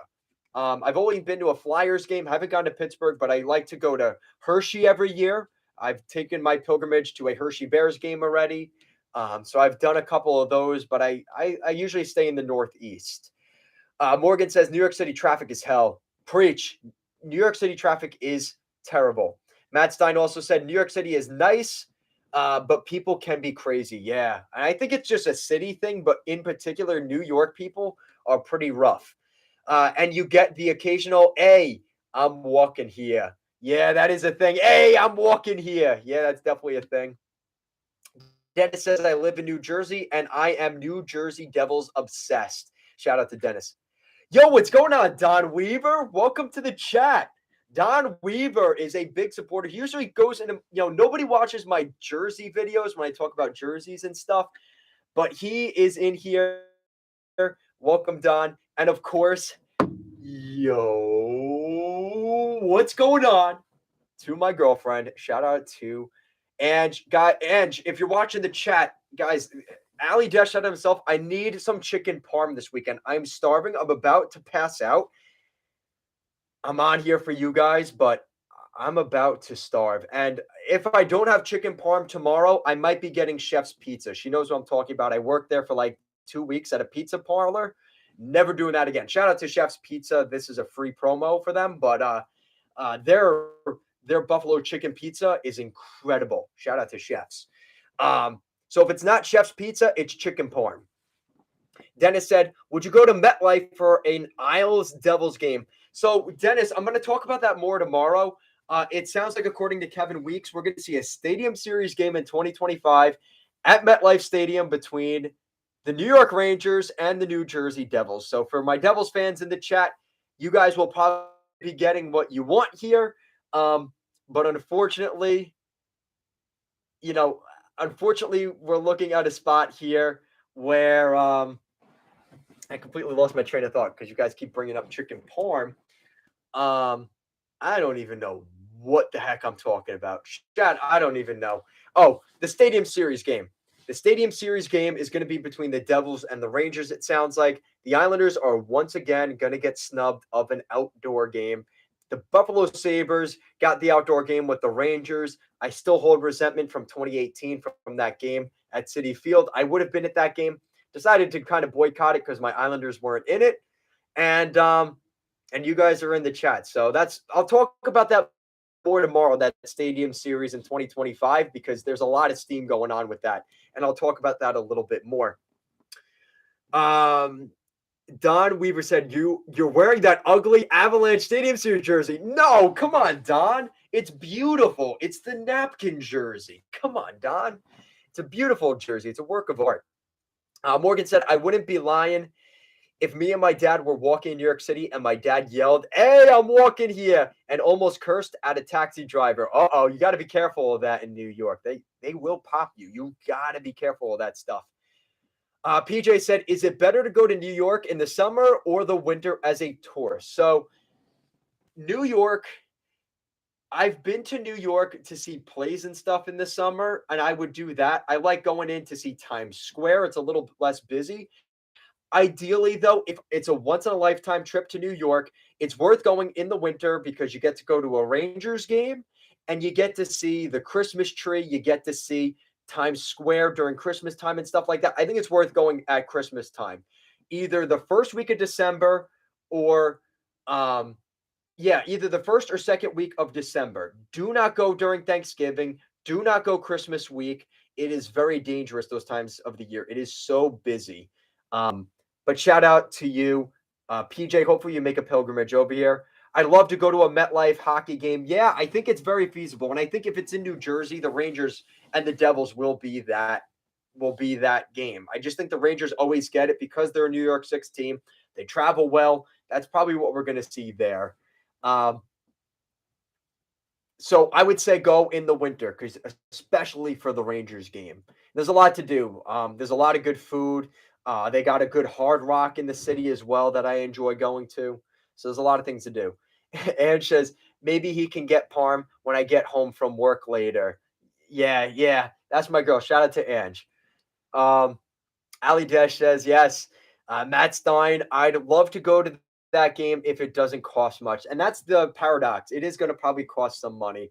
Guys, make sure to like the damn video. Thank you so much. We got it up to 11. Let's get it up to 13. Lucky number 13. Let's get this to 13 likes. Don Weaver says, I am a local fan and hockey doesn't get talked that much in the tri-state area, New York Metro, and area of the Islanders, Rangers, Devils, and want all three teams to do well. That's just me. Yeah, and I've talked about this before, Don, is New York is such a competitive market, especially when football's doing good, when basketball's doing good, and Morgan's talking about real quick Vegas. Yeah, it is tough. Like in those big markets like LA, New York, and now Vegas, you have to be the top ticket. If you are not, putting on marquee events and stuff like that with the top teams, it's going to be really tough. Yo, shout out to Ali Desh. He says, like the video or I'll wait in your chicken parm. Guys, you got to like the video or Ali Desh will wait in your chicken parm. Shout out to Ali Desh. PJ says, I can't wait to go to the Battle of Alberta outdoor game next year. That would be really nice. I'm just kind of timid in terms of going to Canada right now, going through customs and stuff like that. And I'll spit on your Thin Mints. Goddamn, guys. Ali Desh ain't playing. Like the damn video. Don Weaver, this is a great question. What are your thoughts of the Stadium Series of 2014 when it was the Rangers, Islanders, Devils, but finally the Islanders and Devils getting an outdoor game finally? Yeah, it's wishful thinking. I don't think it's going to happen in 2025. It's going to probably be Rangers and Devils, but I would love to see the Devils and Islanders in an outdoor game, maybe a Stadium Series game. maybe at Belmont. I think a game at Belmont would be really, really cool. The thing is with Belmont, they'd have to build a complete like stadium seating around the Belmont racetrack in the racetrack, but they have discussed it in the past. Again, maybe it's something that'll come to fruition at some point in the future. But thank you guys for staying tuned here in the chat. Leave a 1 in the chat real quick if if the chat is pretty good, if it's going pretty good, because I'm not sure if it's a little laggy or not. Let me know down below real quick. I'm so tempted to grab food. Oh, I'm so freaking hungry. You guys are killing me. Thank you guys for leaving the 1s in the chat. Thank you, Ali Dash, Matt Stein, PJS. Shout out to you guys. And a quick plug, guys, tomorrow at 1 o'clock, we will be doing another live stream at 1 p.m. Eastern time. The Rangers and the Capitals meeting up in Washington as the Rangers are finishing up this big road trip. I think it's going to be a big game for them. It's become a little bit less magnified because of, Washington selling off Orlov and stuff. But nonetheless, anytime the Rangers and Capitals meet up, it's going to be a good game. And shout out to PGS saying, I hope the Rangers lose. Yes. And shout out to the Flames. They had a big win over the Rangers last week. That was a little bit scary, but the Flames found a way to pull that one through. Morgan says, can you do Dallas versus Vegas maybe? Yeah, I'm definitely, like I said, I haven't looked at next week's schedule yet, but stay tuned for that. I haven't gone past tomorrow. Tomorrow, depending on how we do tomorrow in terms of the live stream, maybe I'll do one Sunday, maybe Monday night. Again, it depends on how things go. So we'll see what happens. But as of now, tomorrow at 1 p.m. Eastern time, I know that's early for my guys on the West Coast, but that's what we're looking at now. And thank you to some of you guys here in the chat. PJ says, as a Flames fan, I hate the Rangers because they have Adam Fox, who was originally drafted by the Flames. Yeah, they were gifted Adam Fox. He ended up going to Calgary, right, as a part of the Noah Hannafin trade. And then he ended up going to the Rangers because that's where he always wanted to go. No, tomorrow is also Vegas versus Dallas. Okay, so depending on how the Wi-Fi connection is and stuff like that, Morgan, I could maybe do that. We'll see how things go. And maybe I'll bring out a special Vegas Golden Knights jacket that I have. You have to stay tuned for that, but maybe I will do that tomorrow. Dallas is winning that one. Yeah, it's going to be an interesting game. Listen, I think a lot of people, hot take, I think Dallas is overrated. I think Dallas is overrated. I think they're a good team, but I don't think they have enough. Honestly, I don't think they have enough depth. And I think unless they're willing to give up some, I know ideally you'd have guys like that. I forgot his name. It's like Gavrik Bork or something like that. And Logan Stanchovin. They don't have those guys in the lineup yet. And I think that they are not where they need to be yet. I think if Dallas were to make a trade, they probably have to trade Radek Faksa because I don't think they're trading Stanchovin or I don't think they're trading Thomas Harley either. And I know he's lost some steam here over the last couple weeks or last couple months, but I think trading Thomas Harley could be available, maybe, but they don't have their first round pick. They don't have their second round pick, I don't think. And if you're going to get anybody of any magnitude, you have to trade somebody to get somebody. So shout out to maybe Radek Faksa or Thomas Harley potentially getting traded out of Dallas. And you guys are saying Vegas and Dallas are both overrated from PJ? Yeah, I think they are both a little bit overrated, honestly. And I know Morgan's not going to really like that, but I think Dallas needs to get a goalie. They need a goalie. And I think Jonas Korpisalo is a perfect fit there. I think a couple of teams are going to swing around on Korpisalo, but I think Korpisalo's name is definitely, if it hasn't already, definitely entered the trade market. Thank you guys for watching the video. Make sure to like the video or Ali Desh is going to wee in your chicken parm and spit on your Thin Mints. So make sure to like the video, guys. Thank you so much for joining us. We've had a couple of interesting mock trades tonight. One of the bigger ones that I've really liked is Tampa Bay getting Tanner Jeannot and Alex Carrier in a massive trade, a 3-team trade. Matthias Ekholm goes to Edmonton, 50% of his salary retained by the Nashville Predators.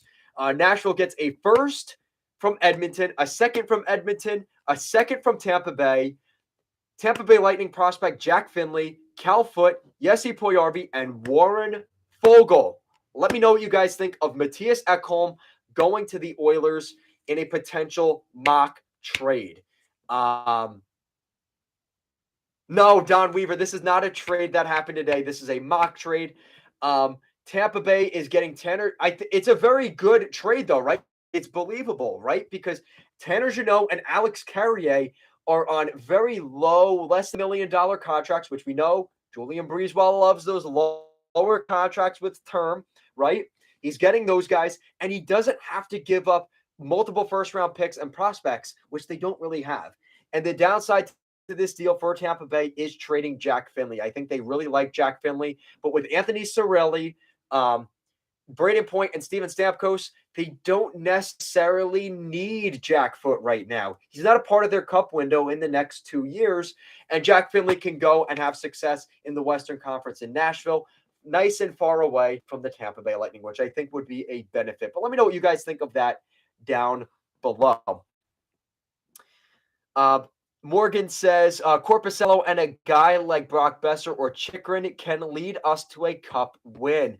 Yeah, I think Corpusalo could be a great fit for Ottawa as well. What are you guys saying here? So Don Weaver said, let me ask, this has nothing to do with hockey, but have you ever dealt with a Karen or male Karen in public before? Yo, shout out to Don Weaver. That's a great question.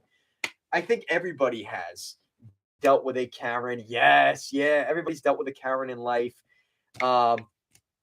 Yeah, and you know what? For the most part, we've had some good women here. It sounds like Morgan's mom, he's got a 30-year marriage with Morgan's dad, so shout out to them. Ali Desh has a kid, so I assume there was a female in the picture, so shout out to that. And of course, my girl. So there are Karens out there, and there's plenty of them. That make life very interesting, to say the least. We just keep our distance from them, ladies and gentlemen. Shout out to that. That's a great comment there from Don Weaver. So we have another interesting one, and I want your thoughts on this. Matt Dumba and Sam Steele going to the Pittsburgh Penguins. Vancouver gets Jeff Petrie, Samuel Bolduc, Kalen Addison, Pittsburgh's first-round pick, and then Minnesota gets Brock Besser. I think that could be an interesting deal. Let me know what you guys think down below. And guys, don't be afraid to leave the super chats if you want your question answered right this second. If you want me to drop all the other questions here in the chat, I can't answer them all. So if you want to guarantee I answer your question, leave those super chats and make sure to like the damn video, of course. Guys, thank you so much. Real quick, I'm going to grab some food real quick because you guys are making me so damn hungry. Leave in the chat what you guys think I'll be eating as well. I'll be right back.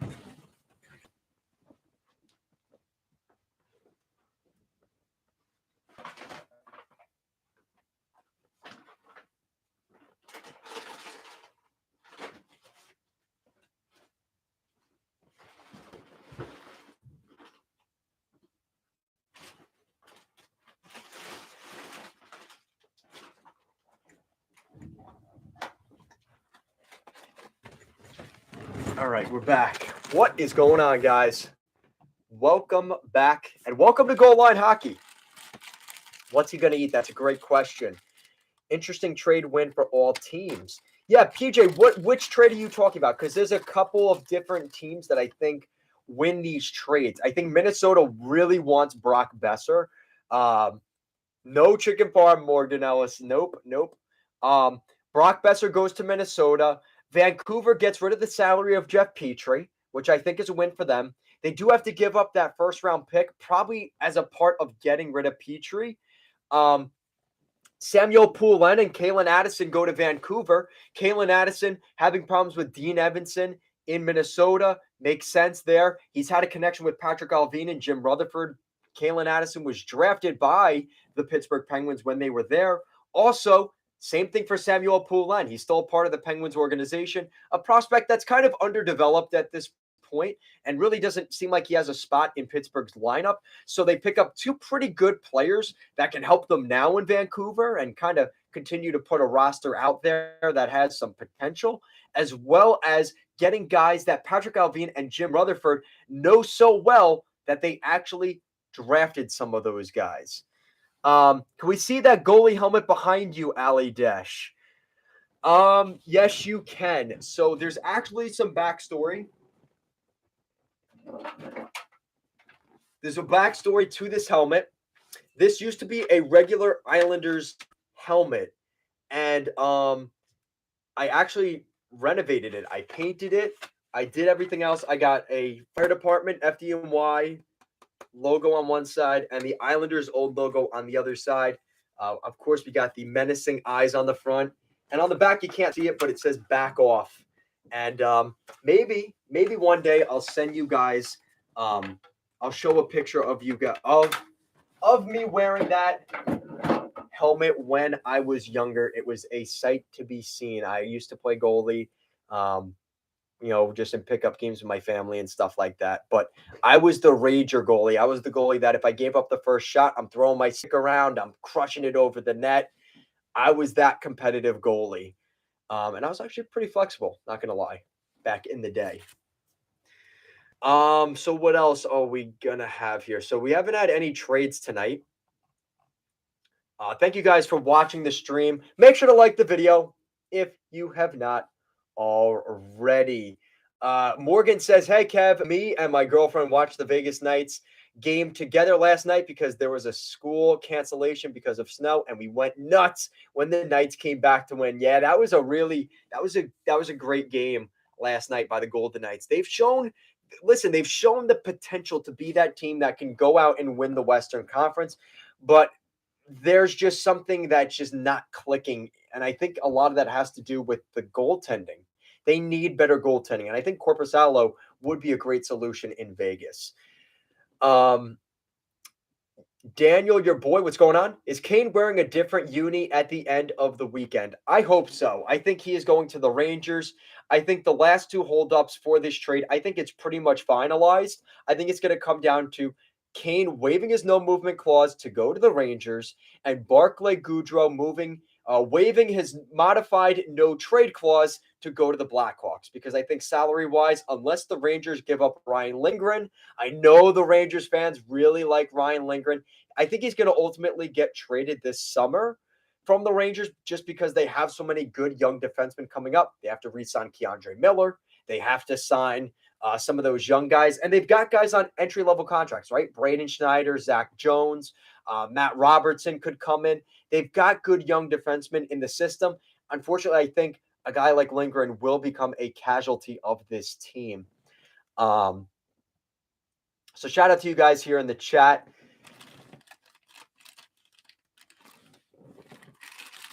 And the food of choice tonight, you guys are probably going to laugh at this one.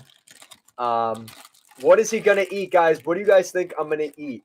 Let me know real quick. Morgan, shout out to you. He says, hey, Kevin, I'm 15 and I play center and defense. I weigh 140 pounds. Yo, I weigh 165 pounds and I'm 22 years old. Jeez, Morgan, you are a monster. Shout out to Morgan. He is a big center, 15 years old. Shout out to you, man. That's awesome. Chips.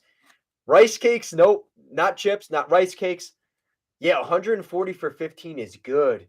I'm 165, 5'9", and 22.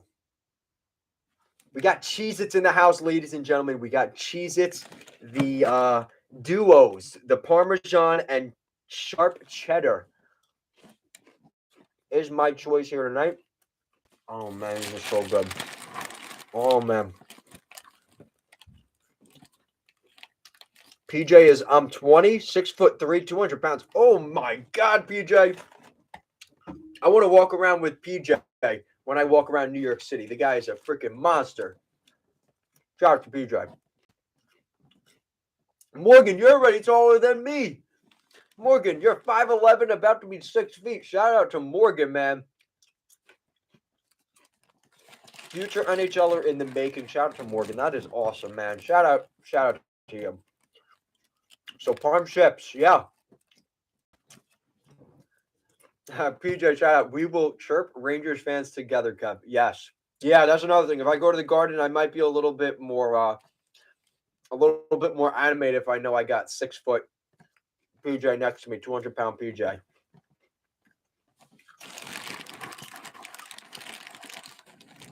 Morgan says, hey, Kev, a fire diet food is rice cakes with avocado. Yeah. I'm a huge fan of rice cakes, but I put peanut butter on my rice cakes. And Don, what are you saying? I'm missing your chats, man. I'm trying to keep up with the chat as best as I can. Do you think the Devils will do a trade or stay pat at the deadline next Friday, or where the Islanders is now? Do you think they buy or sell? And do you think the Rangers will do another trade? So I think the easy answer, Don, I think the Devils will make a trade. Apparently, they've been tied to even a guy like Nino Niederreiter in Nashville. That could be a good fit. I think they're going to try and wait to see what happens with Timo Meier first. I think the Devils really like Timo Meier. And once that domino falls, I think we'll start to see the other ones fall. For the Islanders, I think the Islanders will buy, and not in the sense that you think in terms of trading out more assets. I think they're going to buy by keeping the rentals they already have, keeping Varlamov, keeping Parise, and keeping Scott Mayfield. They're not going to add anybody. That's not the fun answer. But I think the Islanders will buy in the sense that they aren't selling some of their pending UFAs. So thank you to that. And he also said, do you think the Rangers will do another trade? I think they are definitely looking to make another move for Patrick Kane. And that would move Jimmy Vesey out of the top 6, which I think Rangers and Rangers fans would be very happy to see.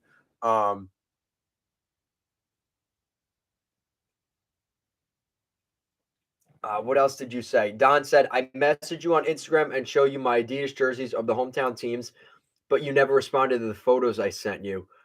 Now, Don, is that on my Goal Line Hockey Instagram or my personal Instagram?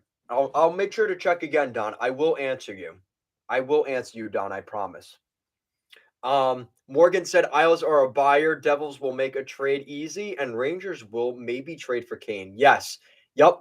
I agree with Morgan on that one. And now Morgan's making me feel bad about not having rice cakes with avocado instead of having Cheez-It chicken parm chips. But last week I got really sick and lost like 8 pounds. And I'm trying to stay. I was at 175. I'm down to 167 right now. So I have lost a couple of pounds since last week. It was Goal Line Hockey, just like your channel name. Okay, Don, I will answer you, Don. I promise. I will answer. I will take a look at that because I love your jerseys. I think that's really cool. You always answer on my jersey videos, and I know your love of jerseys is absolutely awesome. So shout out to Don Weaver. What else? Yeah, another diet food. I don't know if this is really a great diet food, but every once in a while, if I'm like really hungry, I'll have oatmeal. And it's not terrible.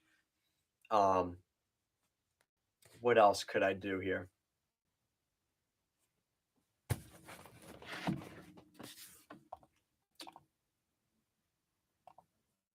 A shout out to David Gust. He just signed his first NHL contract at 29 years old. He's been a professional in the ECHL, in the Coast, and the American League for the last couple years. He's from Illinois, and at 29 years old, just got a professional contract. Shout out to David Gust. That is absolutely awesome. Love seeing guys get their dream a little bit later on. He had to really work for it, so shout out to him. You know, nothing is given, everything is earned, and he is a great example of that. Don says, let me ask, where do you live in Long Island? And this is an aside, and I can tell you're not from Long Island, but when we say Long Island, you know someone's not from Long Island when they say in Long Island, it's on Long Island. That's how you can always tell if someone is not from the island when they say in Long Island. It's on Long Island. But yes, thank you, Ali Dash. Yes. But thank you, Don. I don't want to get doxxed. I don't want somebody, a Rangers fan or a Penguins fan or a pissed off fan coming at me. So I'm from Suffolk County, New York, and that's about as far as I'll go. Some of you guys even noticed like I had a Montauk blanket in the back and stuff like that. Um, so if you're from the area, you know of the area, you see that stuff. And if you don't even think anything of it. But if you see it, you know what it is. Oh, I'm from the Bronx. Oh, okay. Okay, that's not too far. That's probably, yeah, it's probably like 40 minutes. That's cool. Shout out to Don Weaver. That's awesome. I'm glad to see him in the chat because he's been a big supporter here for a long time. What else do we want to discuss here? Guys, leave some of your mock trades down below. I'd love to see some of your mock trades and what you guys would like to see. I think you guys, for the most part, kind of agree with me for some of these deals. I thought there would be maybe a little more controversy. In a 3-team trade, I would love to see in that Minnesota, Vancouver, Pittsburgh deal, I'd love to see the Penguins somehow get Thatcher Demko. I haven't been able to make the cap space work where Demko can go to Pittsburgh. It's a really tough deal to make. It ends up being like 50 million players involved. So it's one of those things where ideally in the ideal world it works out. We haven't been able to get there yet. What else do we have here? And that I'll probably come up with more mock trades when I can. But we'll see what happens. You know what's kind of interesting? I'll give you guys my current predictions for where I think some of the top guys available will go. So Tanner Jeannot, we're going to start there. I think he ends up going to Tampa. That's self-explanatory with the deal I made earlier. I think the Avalanche are going to be fairly quiet at the deadline just to get this kind of rounded back to them. I think Nick Bjugstad would be a good fit in Colorado. He could play wing. He could play center. I think that's a really good fit there. Luke Schenn, I don't know if the Canucks would be okay with this, but I think PJ is going to like this. I could see the Flames making a pretty big pitch here for Luke Schenn. Ivan Barbashev, I think, could end up going to the Golden Knights. He's not a great fit for the Golden Knights, but I could see them making that move.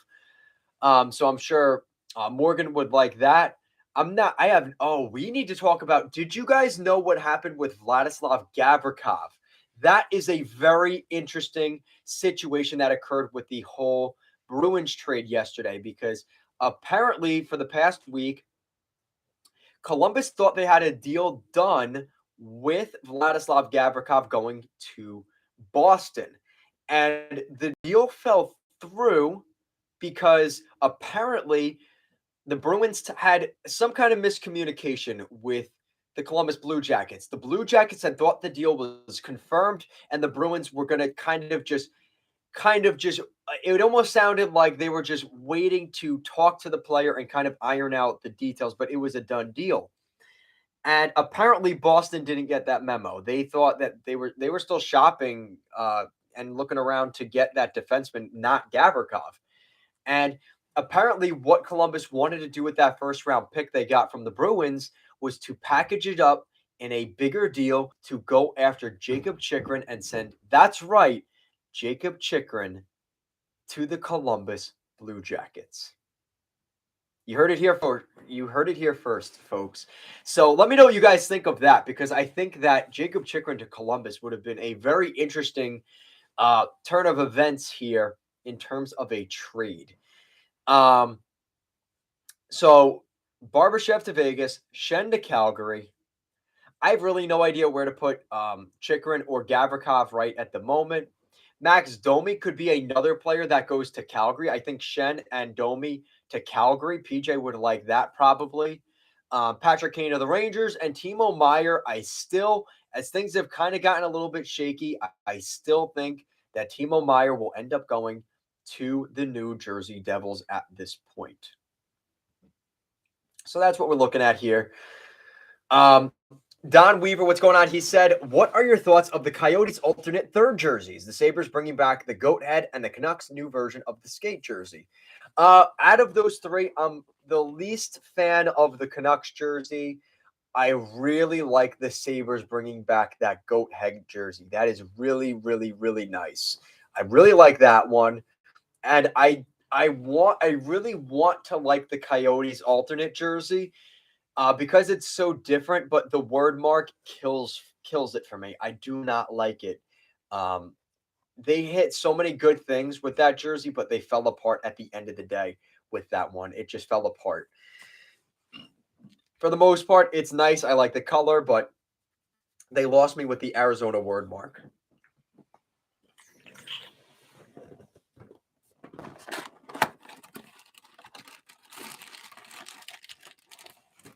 going to try and eat a little bit here. I'm starving.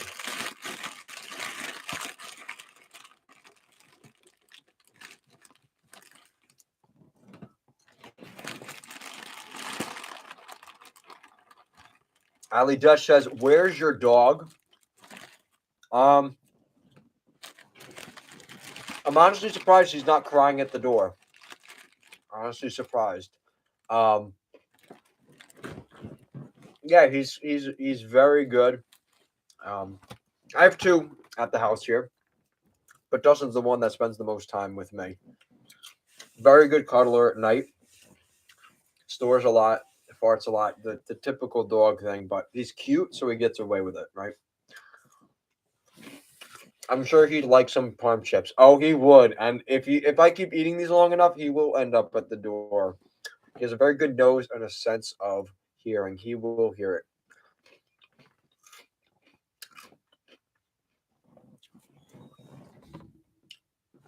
I'm kind of interested to see what Ottawa does here because they didn't have to make that Zaitsev trade. And I think that is kind of telling. Even Vegas, too, trading out Weber's deal and bringing in Dyson Mayo. I think that's a little bit to get some help on the blue line. But that Zaitsev deal is telling me that I think that there is something in the pipeline for the Ottawa Senators. The fact they didn't even want anything in return, they want that cap space. They want that cap space for a reason.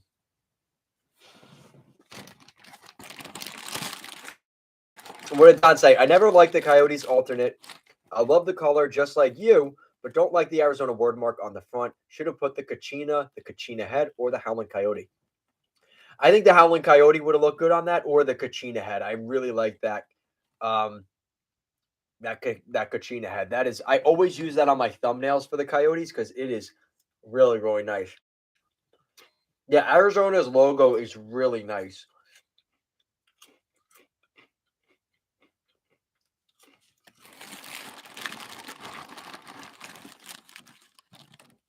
Ellie Desh agrees with me. He said, Zaitsev moved Shirley. Has to mean something is coming. ... Right? Yeah. Yeah, that's true. Oh, Morgan. Yeah, I was talking about, I was able to come up with some other teams for you, Morgan. What's up? I think that a team that could be making moves with Vegas, I could see Barbashev being a good fit there. What do you think of Ivan Barbashev? I know he's not the most fun name, the big sexy name on the board, but I think a guy like Barbashev would be a really good stable piece to the center core, right, in Vegas. I wonder what you're thinking of that. Oilers have the worst logo from PJ. Interesting take. Interesting. Don said, have you ever had Shake Shack or Wingstop before? I had both. Loved them. Didn't know they were so expensive. Yeah. Yeah, it can make it really annoying if it's expensive, right? You're enjoying the food and then you see the price, you're like, oh man, I don't know if that was worth it. Wingstop, I haven't had, but I have had Shake Shack. And I'm not a huge fan of Shake Shack. In my area, we have a lot of really good burger places. And even like, I would rather go to Five Guys. I really like Five Guys. And for some of you in Canada, I'm trying to think. Do you guys in Canada even know what Five Guys is? I hope you know what Five Guys is. That's like a classic. And now they got shakes that are incredible. Oh man, they even have a bacon flavored shake. Okay, Ali Desh says they do have Five Guys up in Ontario, here in Ottawa. Okay, all right. I wasn't sure if that was just a U.S. thing or Yeah, Five Guys is expensive. Yeah. Is it more expensive than Shake Shack, though? I don't know about that. Most likely a move down for Brett Howden, but still have the lines Eichel, Barbashev, Carlson, Stevenson. I really like Chandler Stevenson. I think he is really, really, really nice. Yo, we got a super chat. Shout out to Ange, $5 super chat. Thank you so much. And she says, how's it going? It's going good, except for the fact that I'm starving. I'm starving, Ange. We keep talking about chicken parm. We keep talking about Girl Scout cookies, which we have in the fridge. Now we're talking about Five Guys and Shake Shack. We're talking about it all. And you are a legend. Yeah. Guys, I want to start building my own hockey team. PJ, 6 foot, 200 pounds. Morgan's 15. He's already taller than me. We got to build our own hockey team. Ali Desh, the 40-year-old veteran, definitely gets a letter. Maybe the captain, maybe the A.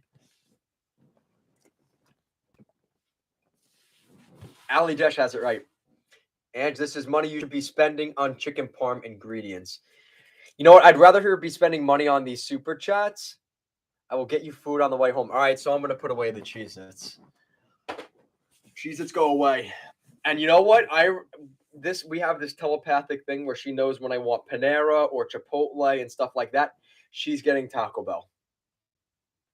How much you want to bet it's Taco Bell? Because that is a love of mine that I can never give up is Taco Bell.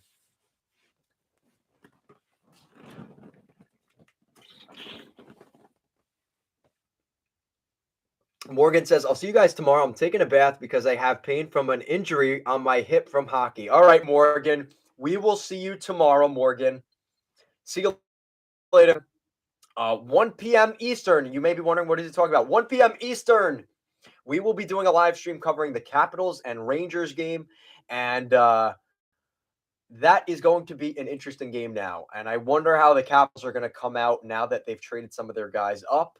But we will see you tomorrow, Morgan. And for the most part, I think the chat has been pretty good, guys. Let me know down below. How has it been? Has it been a little choppy? Has it been clean? Has it been smooth? Let me know down below.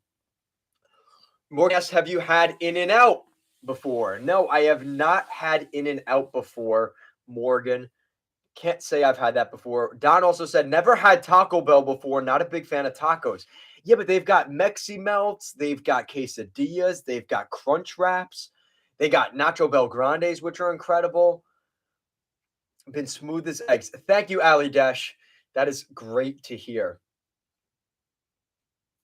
Was your favorite away jersey in the NHL?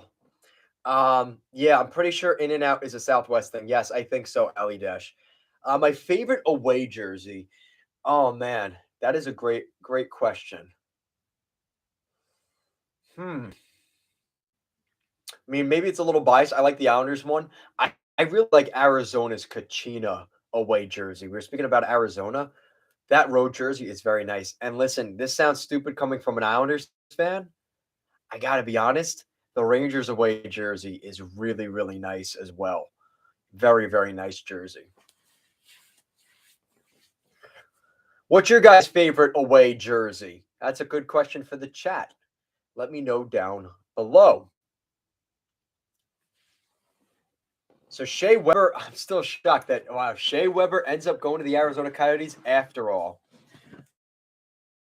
Because there were rumors that even last year or 2 years ago that was going to happen. And Dyson Mayo in Vegas, low key, that could be a really good pickup for them. I wonder if that's something from Bruce Cassidy. Bruce Cassidy wanting a guy like Dyson Mayo. Ali Dash says Detroit or Chicago have clean and simple away jerseys. That's true. Detroit's is very nice. Daniel, your boy, what's going on, man? He says OG 6 jerseys stick around for a reason. Yeah, those original 6 teams. Yeah. Oh, that's what he's saying. The original 6, the OG 6, I guess you could say, right? That's a very good point, Danielle, your boy. Don said, yeah, In-N-Out is mostly out a West Coast restaurant. Yeah, that's true. And Ali Dash, he's like, yeah, Yeah, Daniel. Daniel with probably one of the truth bombs of the night. The original six teams kind of kill it with those jerseys because they're so simple. I think the simpler the jersey, the better, honestly.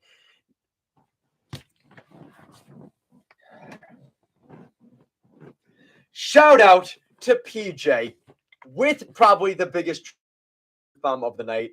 He says nothing is better on a Friday night than watching Kev live streams and eating good food. Shout out to PJ from Calgary. Yes, that is very, very, very true. What else do you guys want to talk about? Because tomorrow I want to talk a little more about the outdoor games and what we're going to see next year and what we're going to six. But Ali Dish, but PJ, poor Kevin is the only one not eating. Yeah, because I'm waiting for Taco Bell or Five Guys. It's kind of you never know what you're going to get, and I'm going to find out very soon. And for the most part, guys, thank you for sticking around with the live stream. We had some problems earlier. A Penguins fan or a Rangers fan or a Devils fan or some fan got mad at me and decided to take out my satellite towers outside the house and shut down our live stream. So we are back. Who are some guys that you think should be talked about more in the trade deadline market that aren't? I think we're going to start to hear more about Nick Schmaltz in Arizona. Speaking of the Coyotes, I think Nick Schmaltz's name, but I keep buffering. Thank you, Don. I think, speaking of the Coyotes, I think Nick Schmaltz's name, but I keep buffering. Thank you, Don. I think that Nick Schmaltz could be a really good player in Carolina. Carolina could be looking for another good center. Nick Schmaltz is a perfect fit for the Hurricanes. They get some term with him. They might be willing to give up a little more for Nick Schmaltz if they get that term. I think that's a really, really good fit. They've been looking at a couple of centers. I know they've looked at Pajot of the Islanders, JT Miller in Vancouver, which, Lord help anybody that would take that JT Miller contract right now. Oh my God. And Kevin Hayes has also been rumored. I think Travis Konechny should be talked about more, potentially getting traded. Joel Farabee could get traded maybe closer to the summer. Same thing for Tony DeAngelo, Big Tony D. I think he could get traded out of Philadelphia. I just don't think that they fit with Tortorella. So I think there's a couple guys that could be on their way out of Philly. Konechny, especially if he's injured the rest of the season, that hurts his trade deadline value, and he's playing well. Travis Konechny, I really like him. Like I said, Nick Schmaltz's name has been thrown out a lot here over the last 48 hours, so keep an eye out for that. And I've also heard something interesting on the Chychrun front.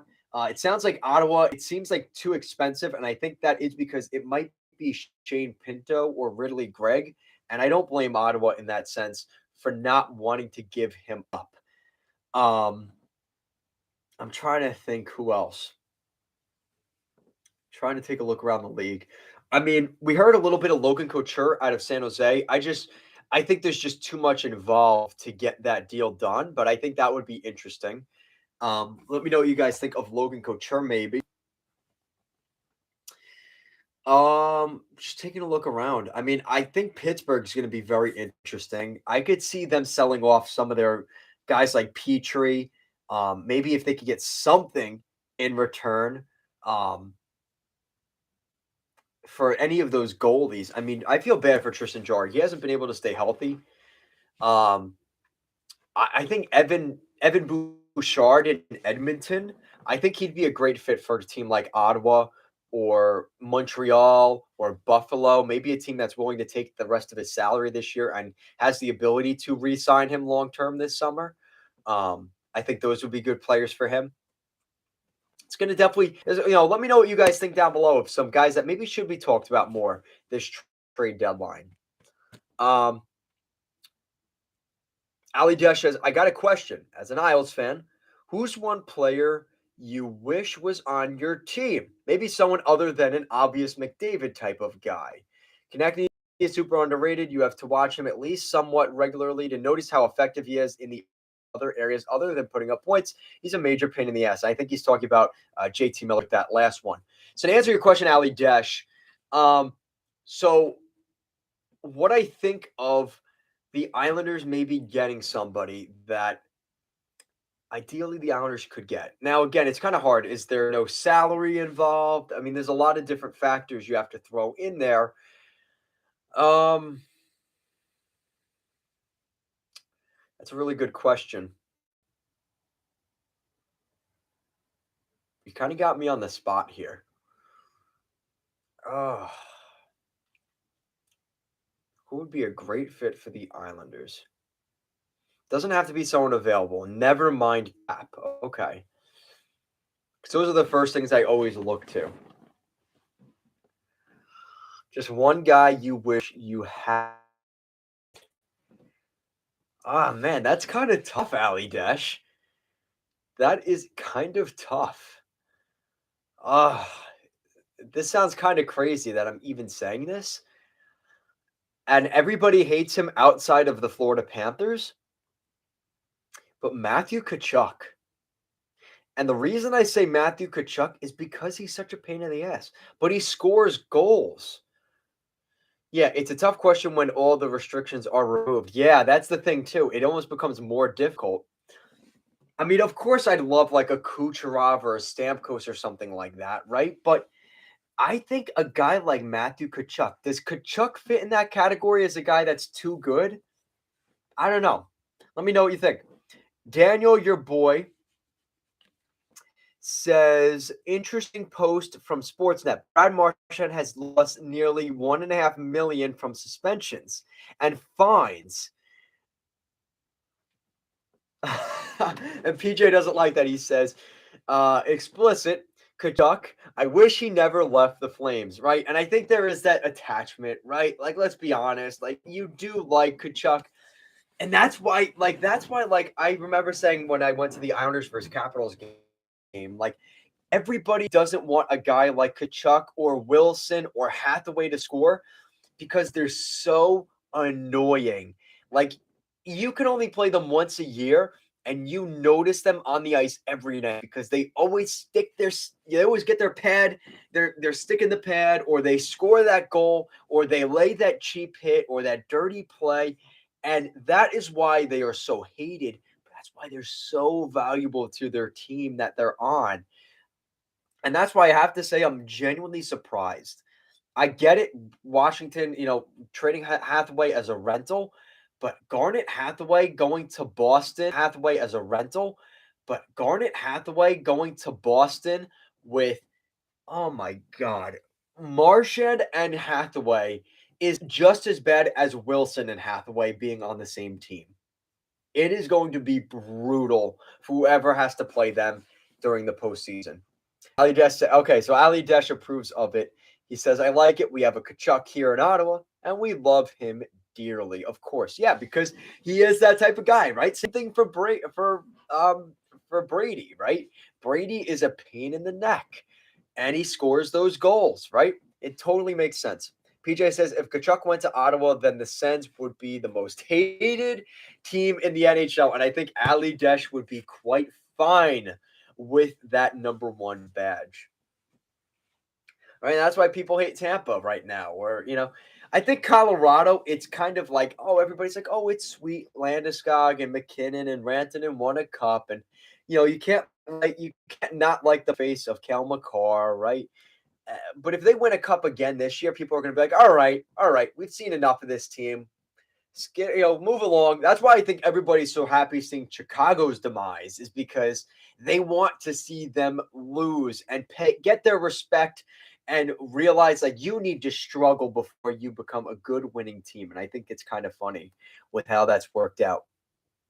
Ali Desh says, imagine a line of Marchand, Kadri, and either Wilson, Gallagher, Konechny, or Hathaway. Oh my God.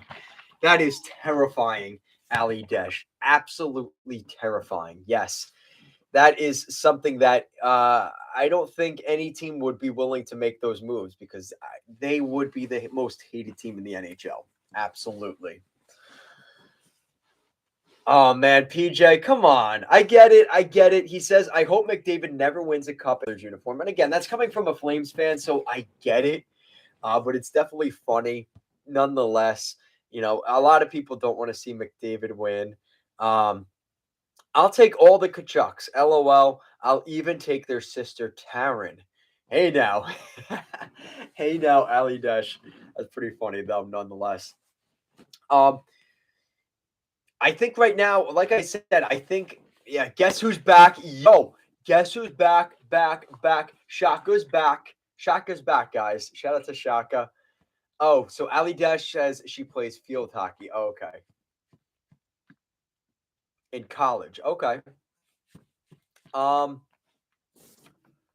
what else do you guys got here?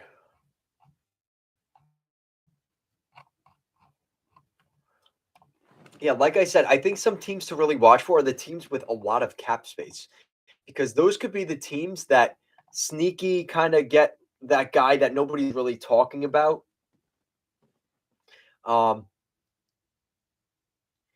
W live stream thus far or what? Ali Dash says, "Get your mind out of the gutter." I didn't mean I'd take her. Okay, okay. That's the guy in me just coming out. But so yeah, Buffalo has $18 million in cap space. Um, thank you guys. Major W for tonight's live stream. Thank you guys so much. Um, I wish the likes could get up a little more. The other night we got to 30 likes. We're only at 11 tonight. But that's okay. We're gonna kill it again tomorrow. Thank you guys so much. Getting some super chats. Um, pay for that pizza tomorrow or chicken parm. Thank you guys so much. It definitely helps us out. But like I said, the Buffalo Sabres have $18 million in cap space. So if they want to get something done, they can make some moves work. Like if I could see a potential 3-team trade with the Oilers to try and move out some salary, if they took on the rest of Jesse Poyarvi's contract this year, I think Buffalo could be a really interesting spot for him. They take the $3 million, frees up Edmonton of $3 million, and I hate to say it, Edmonton might not like this, but they could trade like a 4th round pick and Jesse Poyarvi just to get Poyarvi off the books. And Buffalo gets another depth draft pick this year from the Oilers, and they pick up another scoring depth piece for the rest of this year. And if they keep Poyarvi long term, great. If not, no big deal, no harm, no foul. They also have the 4th round pick. I think that's an incentive deal, right? And I think that's where teams like Buffalo, Arizona, and I think Anaheim as well. I would like to see the new guy there in Anaheim. I'm forgetting his name. I'm drawing a blank. The new GM. I think I want to see him make some moves. I was a big fan of them hiring Pat Verbeek in Anaheim, taking over Bob Murray. I think that's a really good move, honestly. What else are you guys saying in here?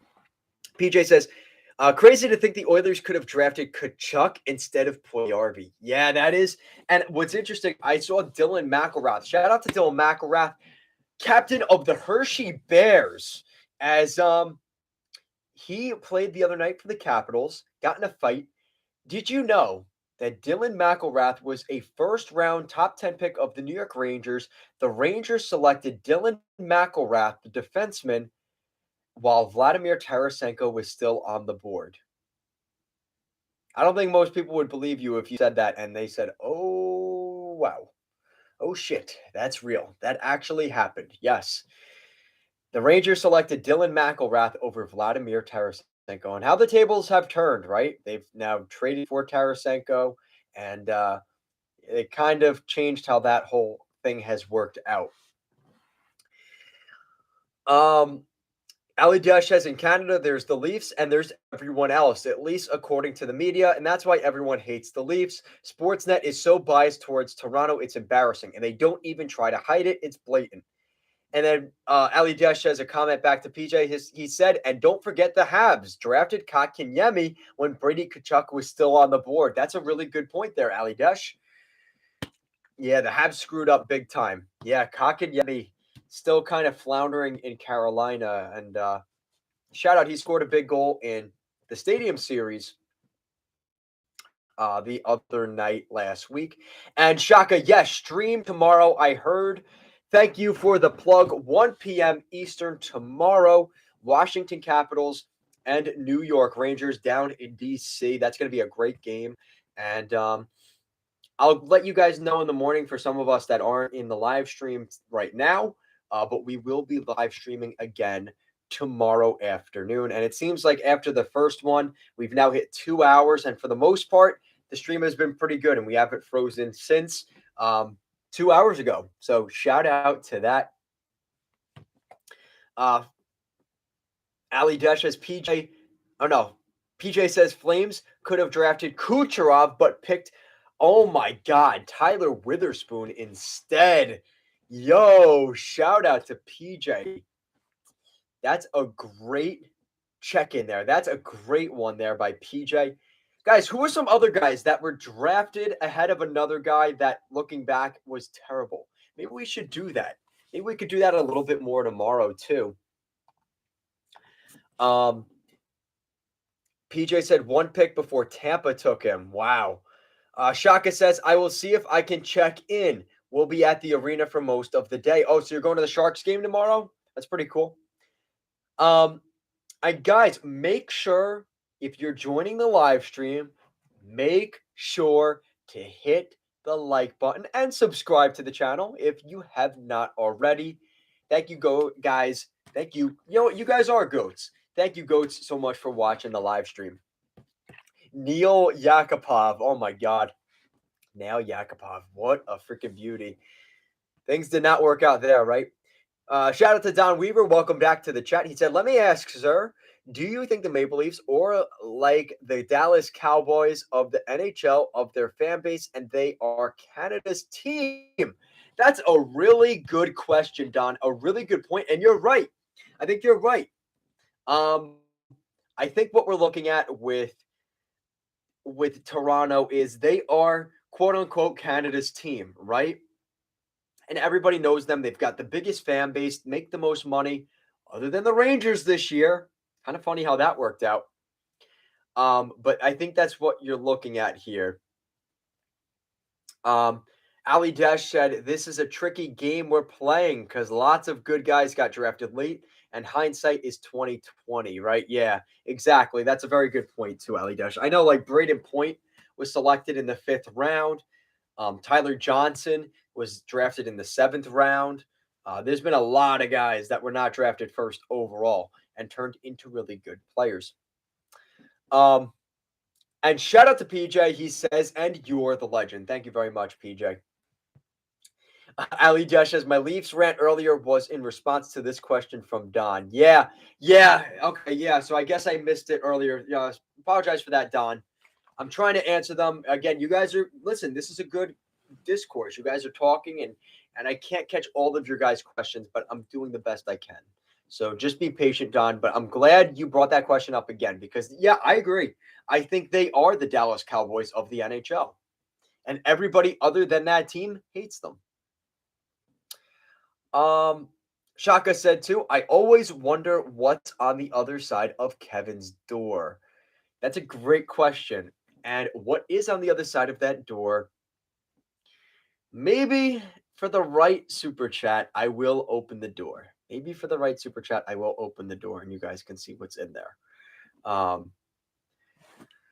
PJ says, before this season started, I saw Markstrom at a Subway and asked him for a picture, but said no to me. It was a very sad day for me. Yeah, guys, and I'm not picking on PJ because I get it. But guys, you got to realize that, and Calgary might be a good example of this too. They are so recognized that everybody knows their face.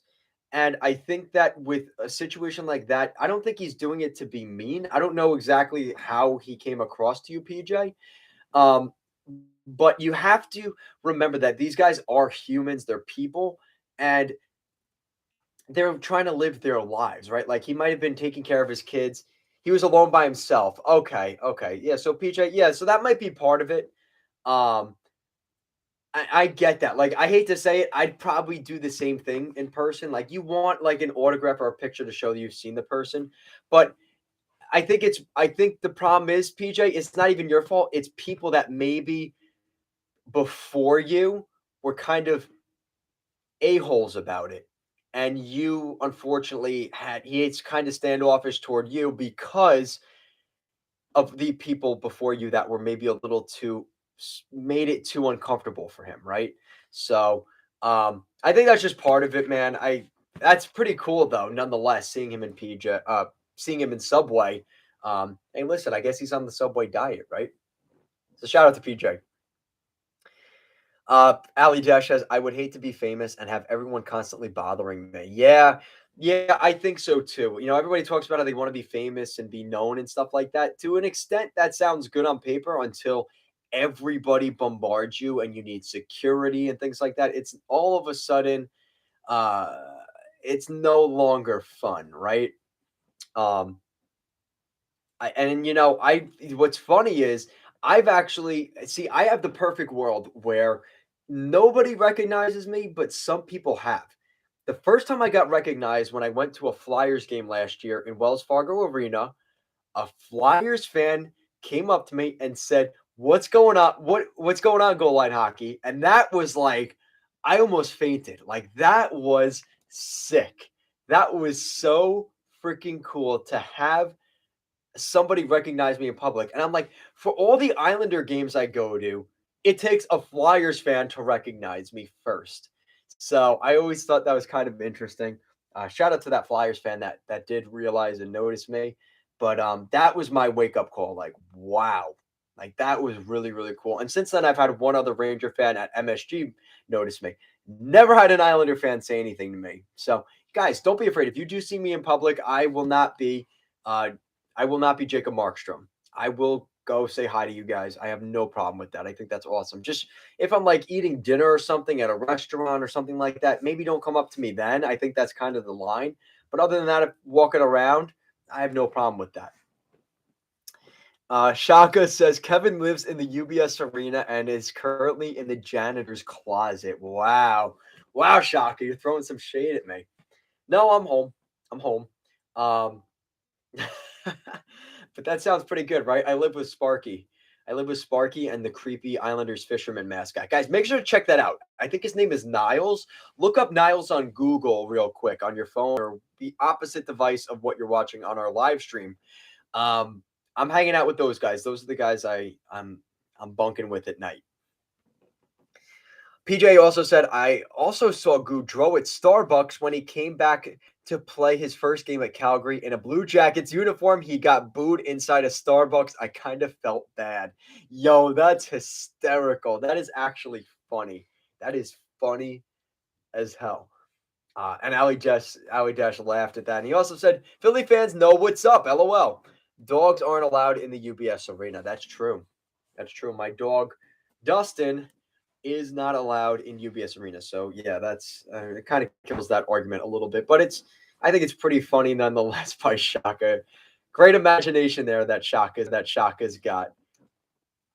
Don Weaver says, "I have been to 2 Devils games at Prudential Center. Beautiful arena. Yes, very true. Been to one Islanders game, but it was at Barclays Center. Never been to UBS Arena before. Never seen a Rangers game at MSG before. You definitely have to knock those off the list, Don. You have to go to MSG and UBS Arena. And I'm disappointed you weren't able to go to the Coliseum. I think that's a disappointing one too. The Coli is a beautiful rink, and considering you're from the Bronx, maybe one day they will play there again. But at the very least, you got to get to those other two. You're right in between them, man. You got to get to those. Shout out to Don Weaver. Ali Jesh says that's sad, but Goudreau did kind of do Calgary dirty. And I've seen things where I think it was more of a joke, but during practice in Columbus, the guys were actually booing him during the drill. So he was used to fans booing him right before he played in Calgary. And it was probably the same week that you're talking about here, PJ. PJ says UBS Arena is better than MSG. That's a tough argument, man. That's a tough argument. The food is very good at the Garden. The food is very good at UBS Arena. It is just so freaking expensive nowadays. But the food is very good at both. What else? I mean, the stadium itself is very nice. I think just the aura of the Rangers in Madison Square Garden, in terms of a loud, hostile environment, I would say Islanders regular season game. Avoid the Rangers regular season game. It is not that good, honestly. Rangers games during the regular season, there's a lot of like business people and people that are like, oh, there's a game tonight. Is it the Knicks? Oh, no, it's the Rangers. Let's go watch. They don't know anything about hockey. They're getting up in between. Like, guys, a PSA. If you go to a game, do not get up in the middle of play to go to the bathroom or get French fries or whatever stupid thing you're getting, your chicken nuggies. Do it like in between the whistles. Do not do it in the middle of play. For it is a Rangers thing. It always happens at Ranger games. There's guys sitting on their computer, like doing business deals and stuff. I'm like, do you know who's the captain of the Rangers? Does this guy even know? Whatever. That besides the point. But that is something that is very annoying.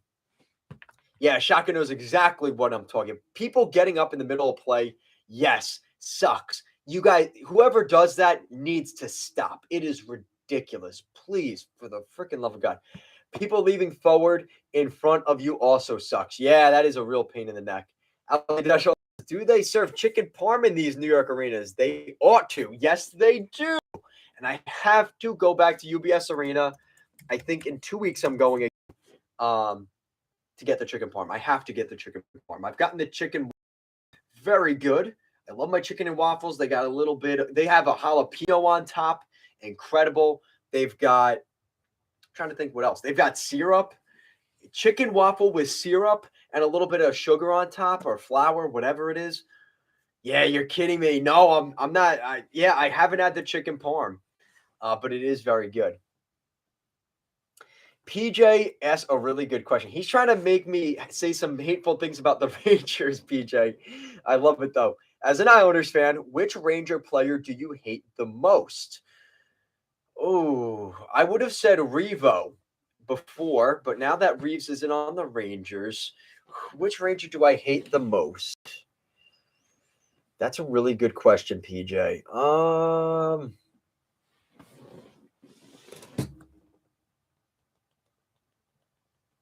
Which Ranger do I hate the most? Probably Trouba. Yes, there you go. Probably Trouba. Yo, you're right. And you know the reason why? Because, listen, I like him as a player. If he was on the Islanders, I would probably love Jacob Trouba.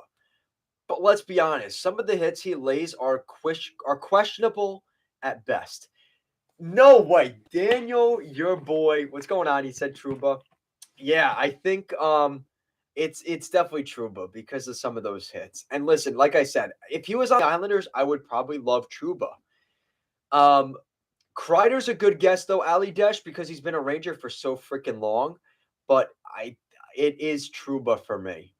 Morgan, hey, what's going on? Welcome back, Morgan. Shout out to you. Which Ranger do you hate the most, Morgan? Who on the Rangers do you hate the most? Let us know down below. And my pick was Trouba. Yeah, short soak. You get those Epsoms. Shout out to Ali Dash. Ali Dash says, only in New York do you get pasta at a freaking hockey game. No, it is not pasta. It is just a chicken parm hero. It is not pasta. And maybe they do have pasta. I haven't seen it.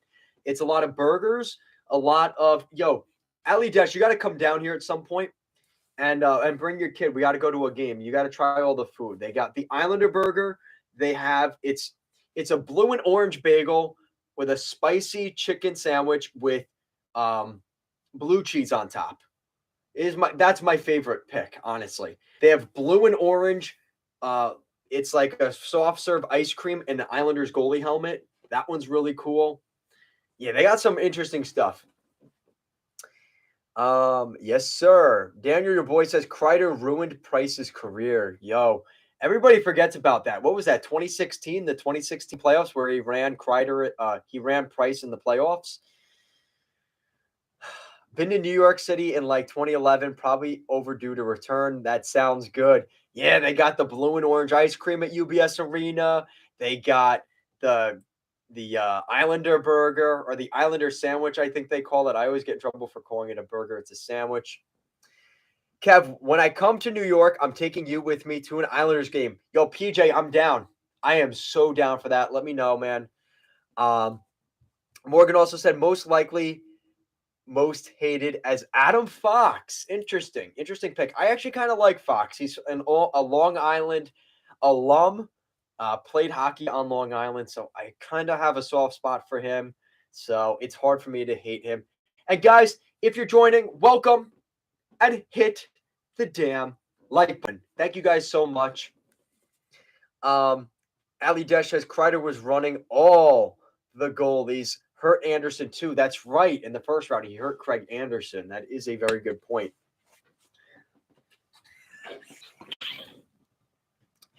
PJ says hot take, but Capo Caco is a bust.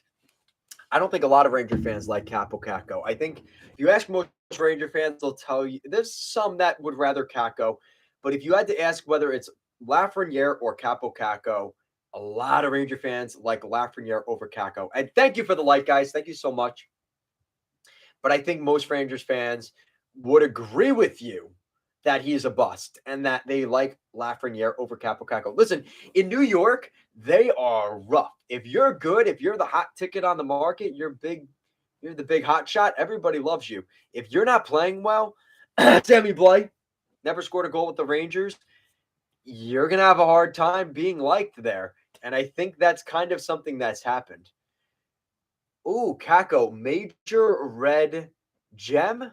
Kevin doesn't play EA hockey. He won't get that one. Is that the new thing? It's like a red gem. Is that the equivalent of like the old NHL games where like he's a 5-star player instead of like a 4 or a gold star player, right? You guys know what I'm talking about. The green star was like he's got a lot of potential to grow. Gold star, yes, get those likes up. Thank you guys so much. Thank you. Red equals likely a bust. So there you go. There's your answer. Do you play Ultimate Team? Oh, that's for Ali Desh. And staying at MGM Grand. Whoa. Wait, Morgan said, hey, Kev, on March 28th, I'm going down to Vegas with my girlfriend to go to Vegas versus Edmonton and staying at the MGM Grand. I'm going down to Vegas for spring break for Knights versus Oilers. Yeah, that is sick.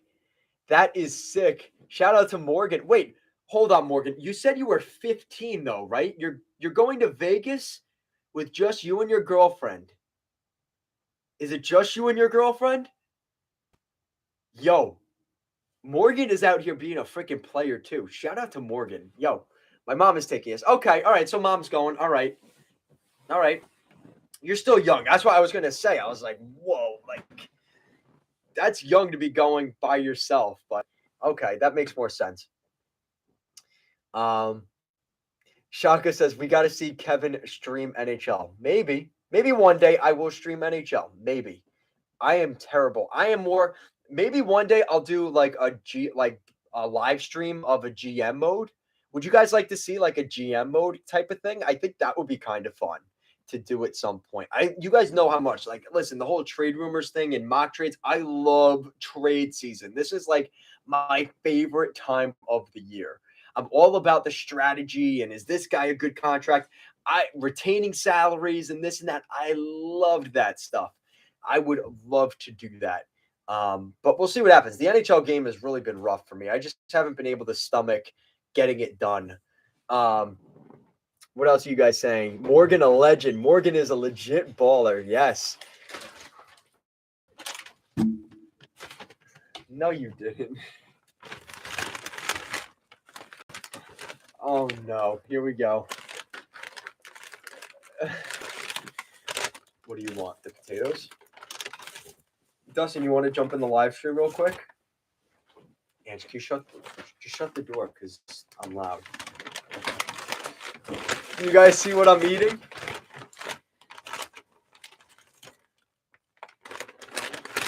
Hold on. Guys, if you want to see the puppy, let me know in the chat. Do you want to see the puppy in the chat? You can probably see his nose a little bit. Hey. Nothing? Okay. Taco Hell. Show us the baby? No. stealing my food. All right, come here. Dustin, jump on me. Come here. Come here. Come on, show the people. The people want to see you. Can you get a treat and put it over there so he'll look? Come here. Oh, no. This isn't gonna work. Dustin, come here.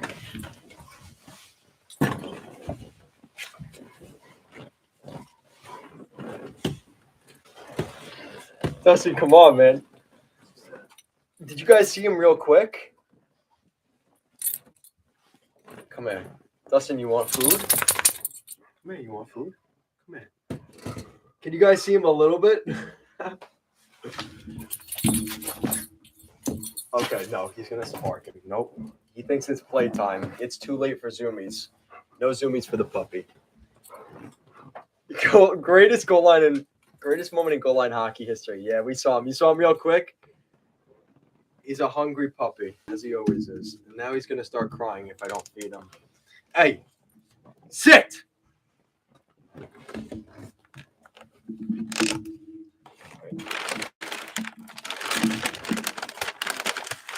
All right, what else do you guys want to talk about? So Morgan says, dude, is there like no good Mexican food places in New York? I live in Nevada and we have like 3 good Mexican food places. There's a couple, but none of them are Taco Bell.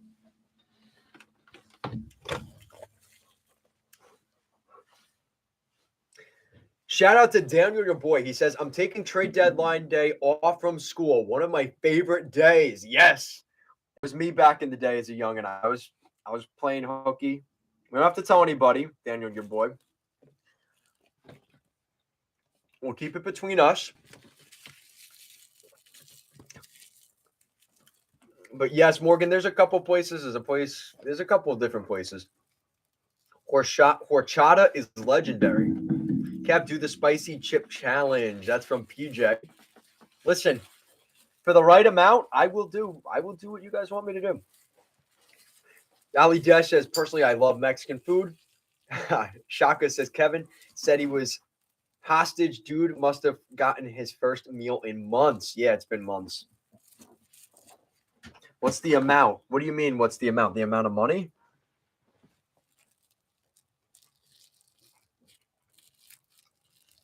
$20? $25? Oh, that's not bad. $25.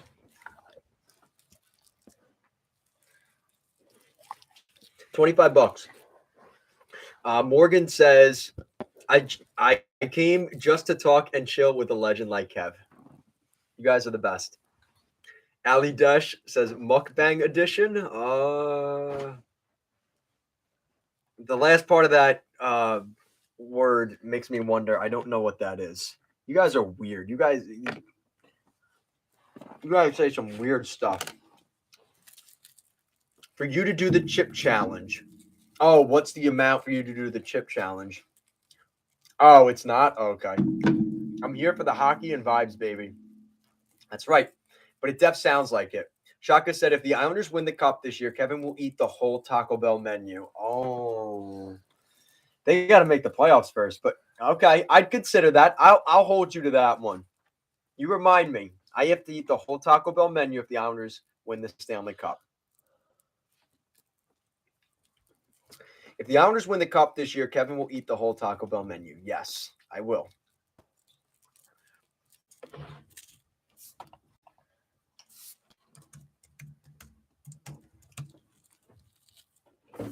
What else do you guys want to talk about other than tacos and Taco Bell? Holding him to this on the live stream in one sitting. Yeah, no, I can't do this all in one sitting. I'll buy it all at once, but I won't be able to eat it all in one sitting. I'm not. That ain't gonna happen. If Flames won the cup, I would run around in my underwear in Calgary downtown. That's a good one. Morgan said, if the Knights win the cup, I'll eat the whole In-N-Out menu. We're going to hold you to that, Morgan. You better be careful there, man. Ali Dash, what would you do? Ali Dash and Shaka, what are you guys doing if the Sharks or the Senators win the Stanley Cup? Let me know down below.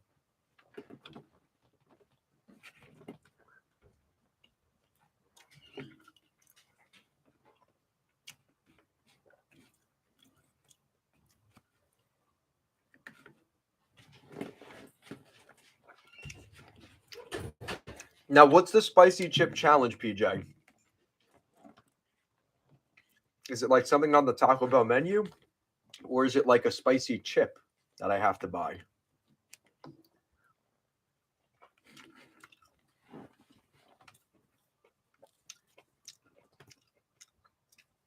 No way. Shaka says, every trade on trade deadline day, Kevin's going to eat a hot dog from Nathan's. No way. Hell no. I'd turn into a freaking hot dog after eating that many. And even if it's only 5 hot dogs. Thank you. Yeah, no, I don't know about that. That's going to be tough, man.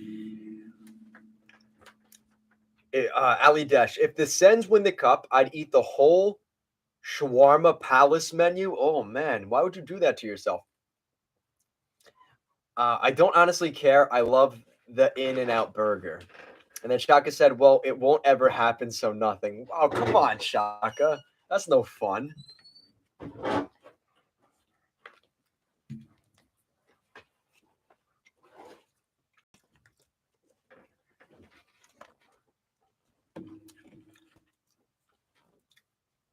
That's like Ottawa winning the Stanley Cup. It'll never happen. It's just fun thinking. I kid, Ali Dash, but they're actually moving in the right direction. Once they get an owner officially in there, I think the Ottawa Senators are going to be better off.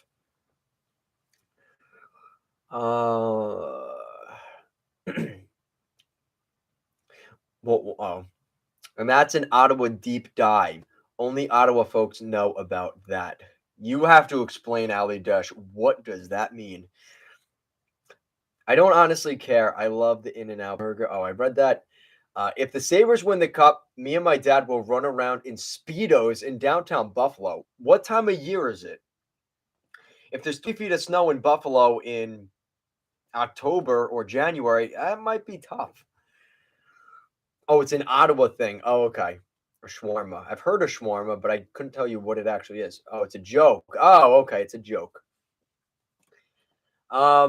I hope a Canadian team except Edmonton wins a cup. It's been way too long since a Canadian team won. Don't tell anybody about the Leafs winning a cup, though. I think nobody wants Vancouver or Toronto to win because the world might come to an end if either of those teams win a Stanley Cup. Shaka says, I love how this went from hockey to food so quickly. And then Luis, welcome to the chat. Luis, he says, go Cats, go. Luis, we're talking about Taco Bell, shawarma, and what would you do? So I assume you're a Panthers fan. What would you do if the Florida Panthers won a Stanley Cup? Luis, let us know. The Leafs are irrelevant. Luis in the house. Been about food for a while now. Yeah, because there's not really much going on. You guys wanted to talk about this. You guys were talking about Girl Scout cookies. We were talking about pizza and how you don't eat Sparrow pizza in New York City. The ball drop is overrated. And that you should probably go to a Ranger and Islander game if you go to New York.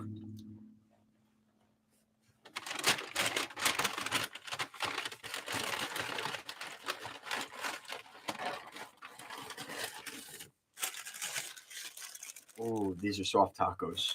Ooh, that sounds good. Yep. So, guys, you don't have to answer right now, but over the next week, I like what Shaka was saying about the food. Every time a trade happens, I have to eat something. I just don't want to eat a hot dog. Like I'm trying to lose weight. I can't do that if I'm eating like 8 hot dogs in a day.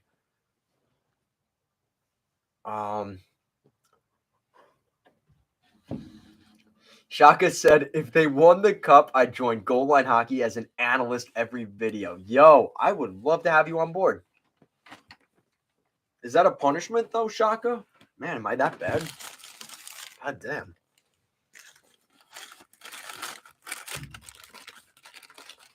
just don't want the top. Oh, it's this thing. Oh.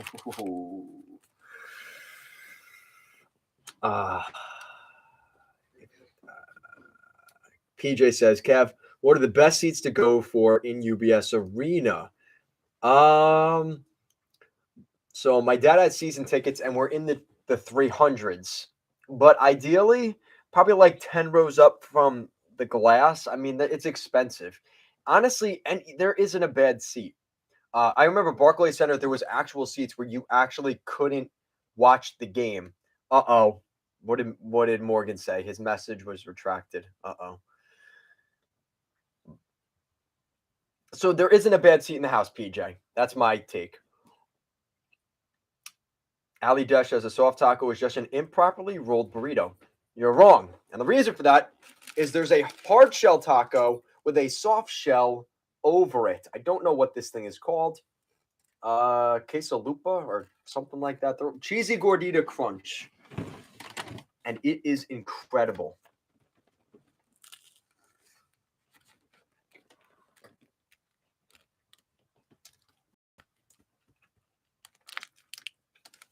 God, I don't know if I deserve the meal tonight. This cheesy gordita is so damn good. Amen. A to the frickin' men.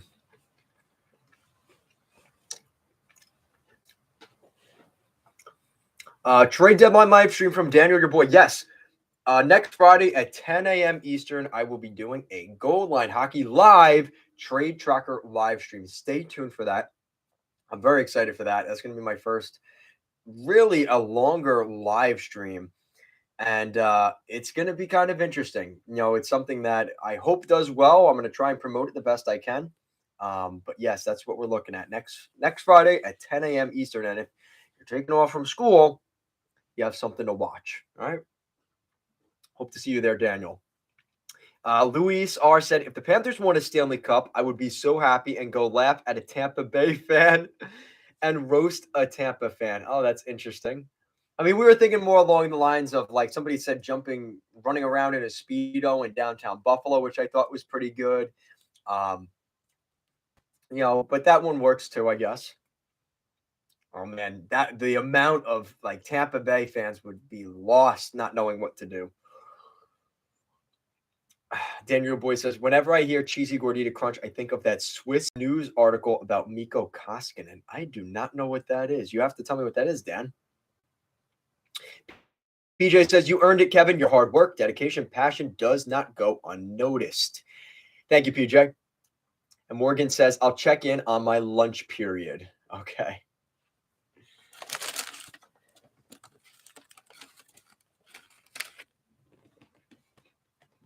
Yeah, Swiss article. I'm not sure what that is. Chaka said, when you going to post again on the Instagram, Kevin? It's been ages. Yeah, I know. It has been ages. It's not ideal. But I'm trying to promote stuff for this channel with the live stream and stuff, but I've been having problems with connecting it with YouTube channel and stuff like that. So that's kind of the backstory for that. But I'm working on it. It hasn't been great so far, though. Guys, get in your last couple of questions. We're going to probably go another 5 minutes, and that will be it. So, Shaka, that is a work in progress on the Instagram. But make sure to like, and I think you are subscribed, right? I have talked to Shaka. Yeah, I've talked to Shaka before. Morgan says, hey, if the Knights win the Cup, I will be a lifetime sub to Goal Line Hockey. Oh, wait. I will always be a sub of this great channel. Yo, you are the best, Morgan. And you are a new you came in the other day from Patrick Kane, the Patrick Kane game where they played the Golden Knights. So I wasn't even the team. Yeah, and what I do have to ask, Morgan, were you upset when the Blackhawks won it in overtime or that scored that late goal? Because we didn't see you for the rest of the stream. I didn't know if you were just upset because the Golden Knights lost, or was it because you just didn't want to talk? I'm not sure. But I do want to hear Morgan here say why he left the chat. I don't know if he had to take a shower or whatever he had to do, but he just so happened to leave right when the Blackhawks tied the game the other night, which I'm not going to hold it against you. If you rage quit, it's fine. But I'm glad that you came back, Morgan.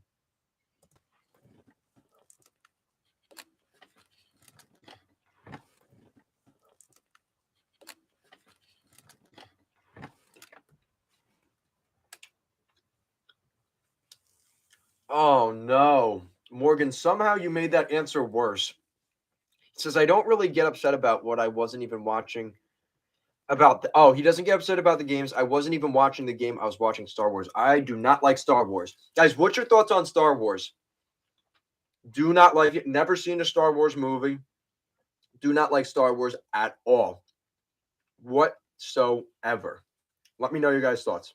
Morgan's allowed to like it. Don't be mean to him.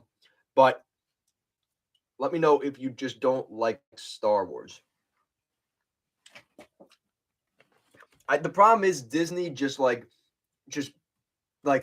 up, just put everything into Star Wars. And even before that, I never liked it. I don't know. I was never really like that stuff. You don't like Star Wars? I don't think we can be friends anymore. And that's from Ali Dash. Well, Ali Dash, not a fan of Star Wars at all. And if there's few things I say there are very few things in the world that I hate. I would say that is toward the top of my list, honestly, is Star Wars. Just saying.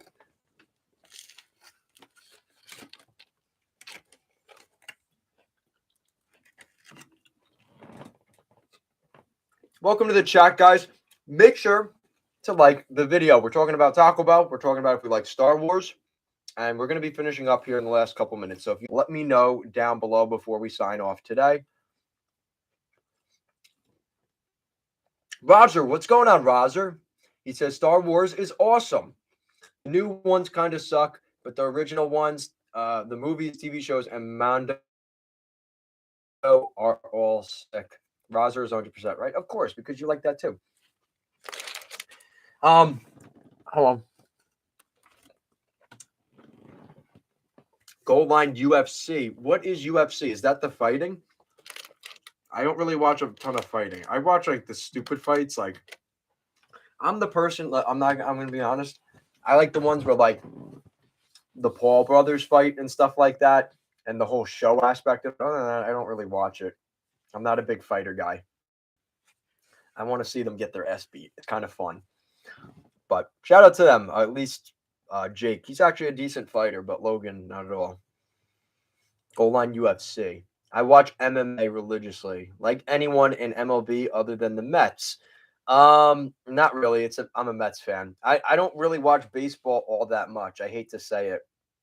I watch it a little bit, but I'm not like a huge baseball fan. I watch it like in the background when I'm making goal line hockey videos in the summer. Honestly, maybe we could do some live streams of baseball games in the summer. I don't know. Maybe we could do that. I really don't know what I'm talking about with baseball, but why not, right?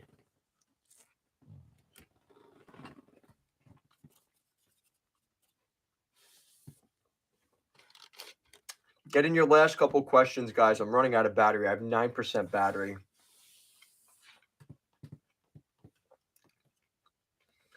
Morgan, Kev, all time, who's your fave Isles player? Fave Isles player. That's a tough one. All right. Casey Cizikas. New York Islanders, Casey Cizikas. He's been an Islander for as long as I can remember. I'm going with Casey.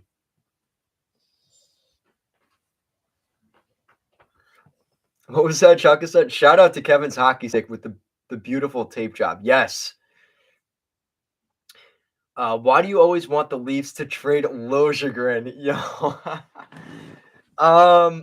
Yeah, so the reason I do that, again, the reason that I put Lojegren in a lot of trades is I think Leaf fans are somewhat okay with trading Lojegren, and it means that Sandin doesn't get traded, and they're not trading Nyes, they're not trading Nick Abruzzese. So who's left, right? And I kind of think at this point, Timothy Lojegren would be one of the odd men out.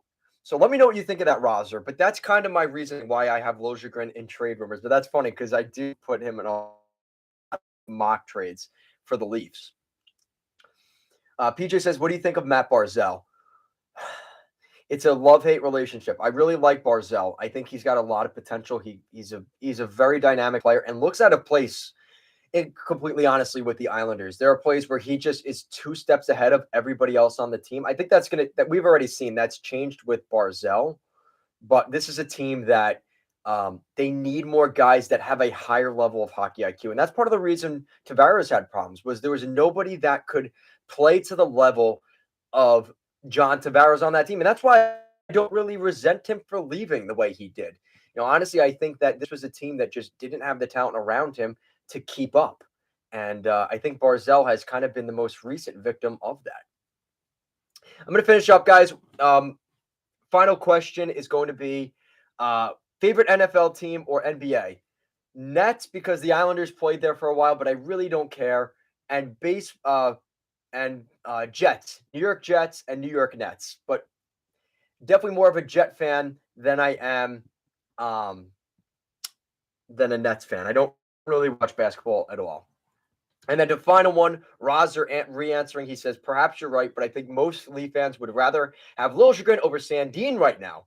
I for sure would take Liljegren out of the two, but I don't think they trade either of them, to be honest.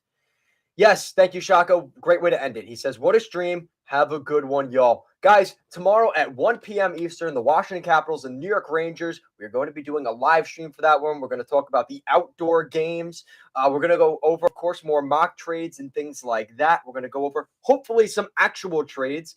We'll go over some of that stuff tonight. Shout out to Ali Desh, PJS, Morgan, Rozer coming in at the late buzzer. Shout out to him. PJ, Shaka, Morgan, all you guys. Shout out to Don Weaver as well. You guys are the best. Thank you so much for watching, and I will see you guys tomorrow at 1 p.m. Eastern. Good night, guys.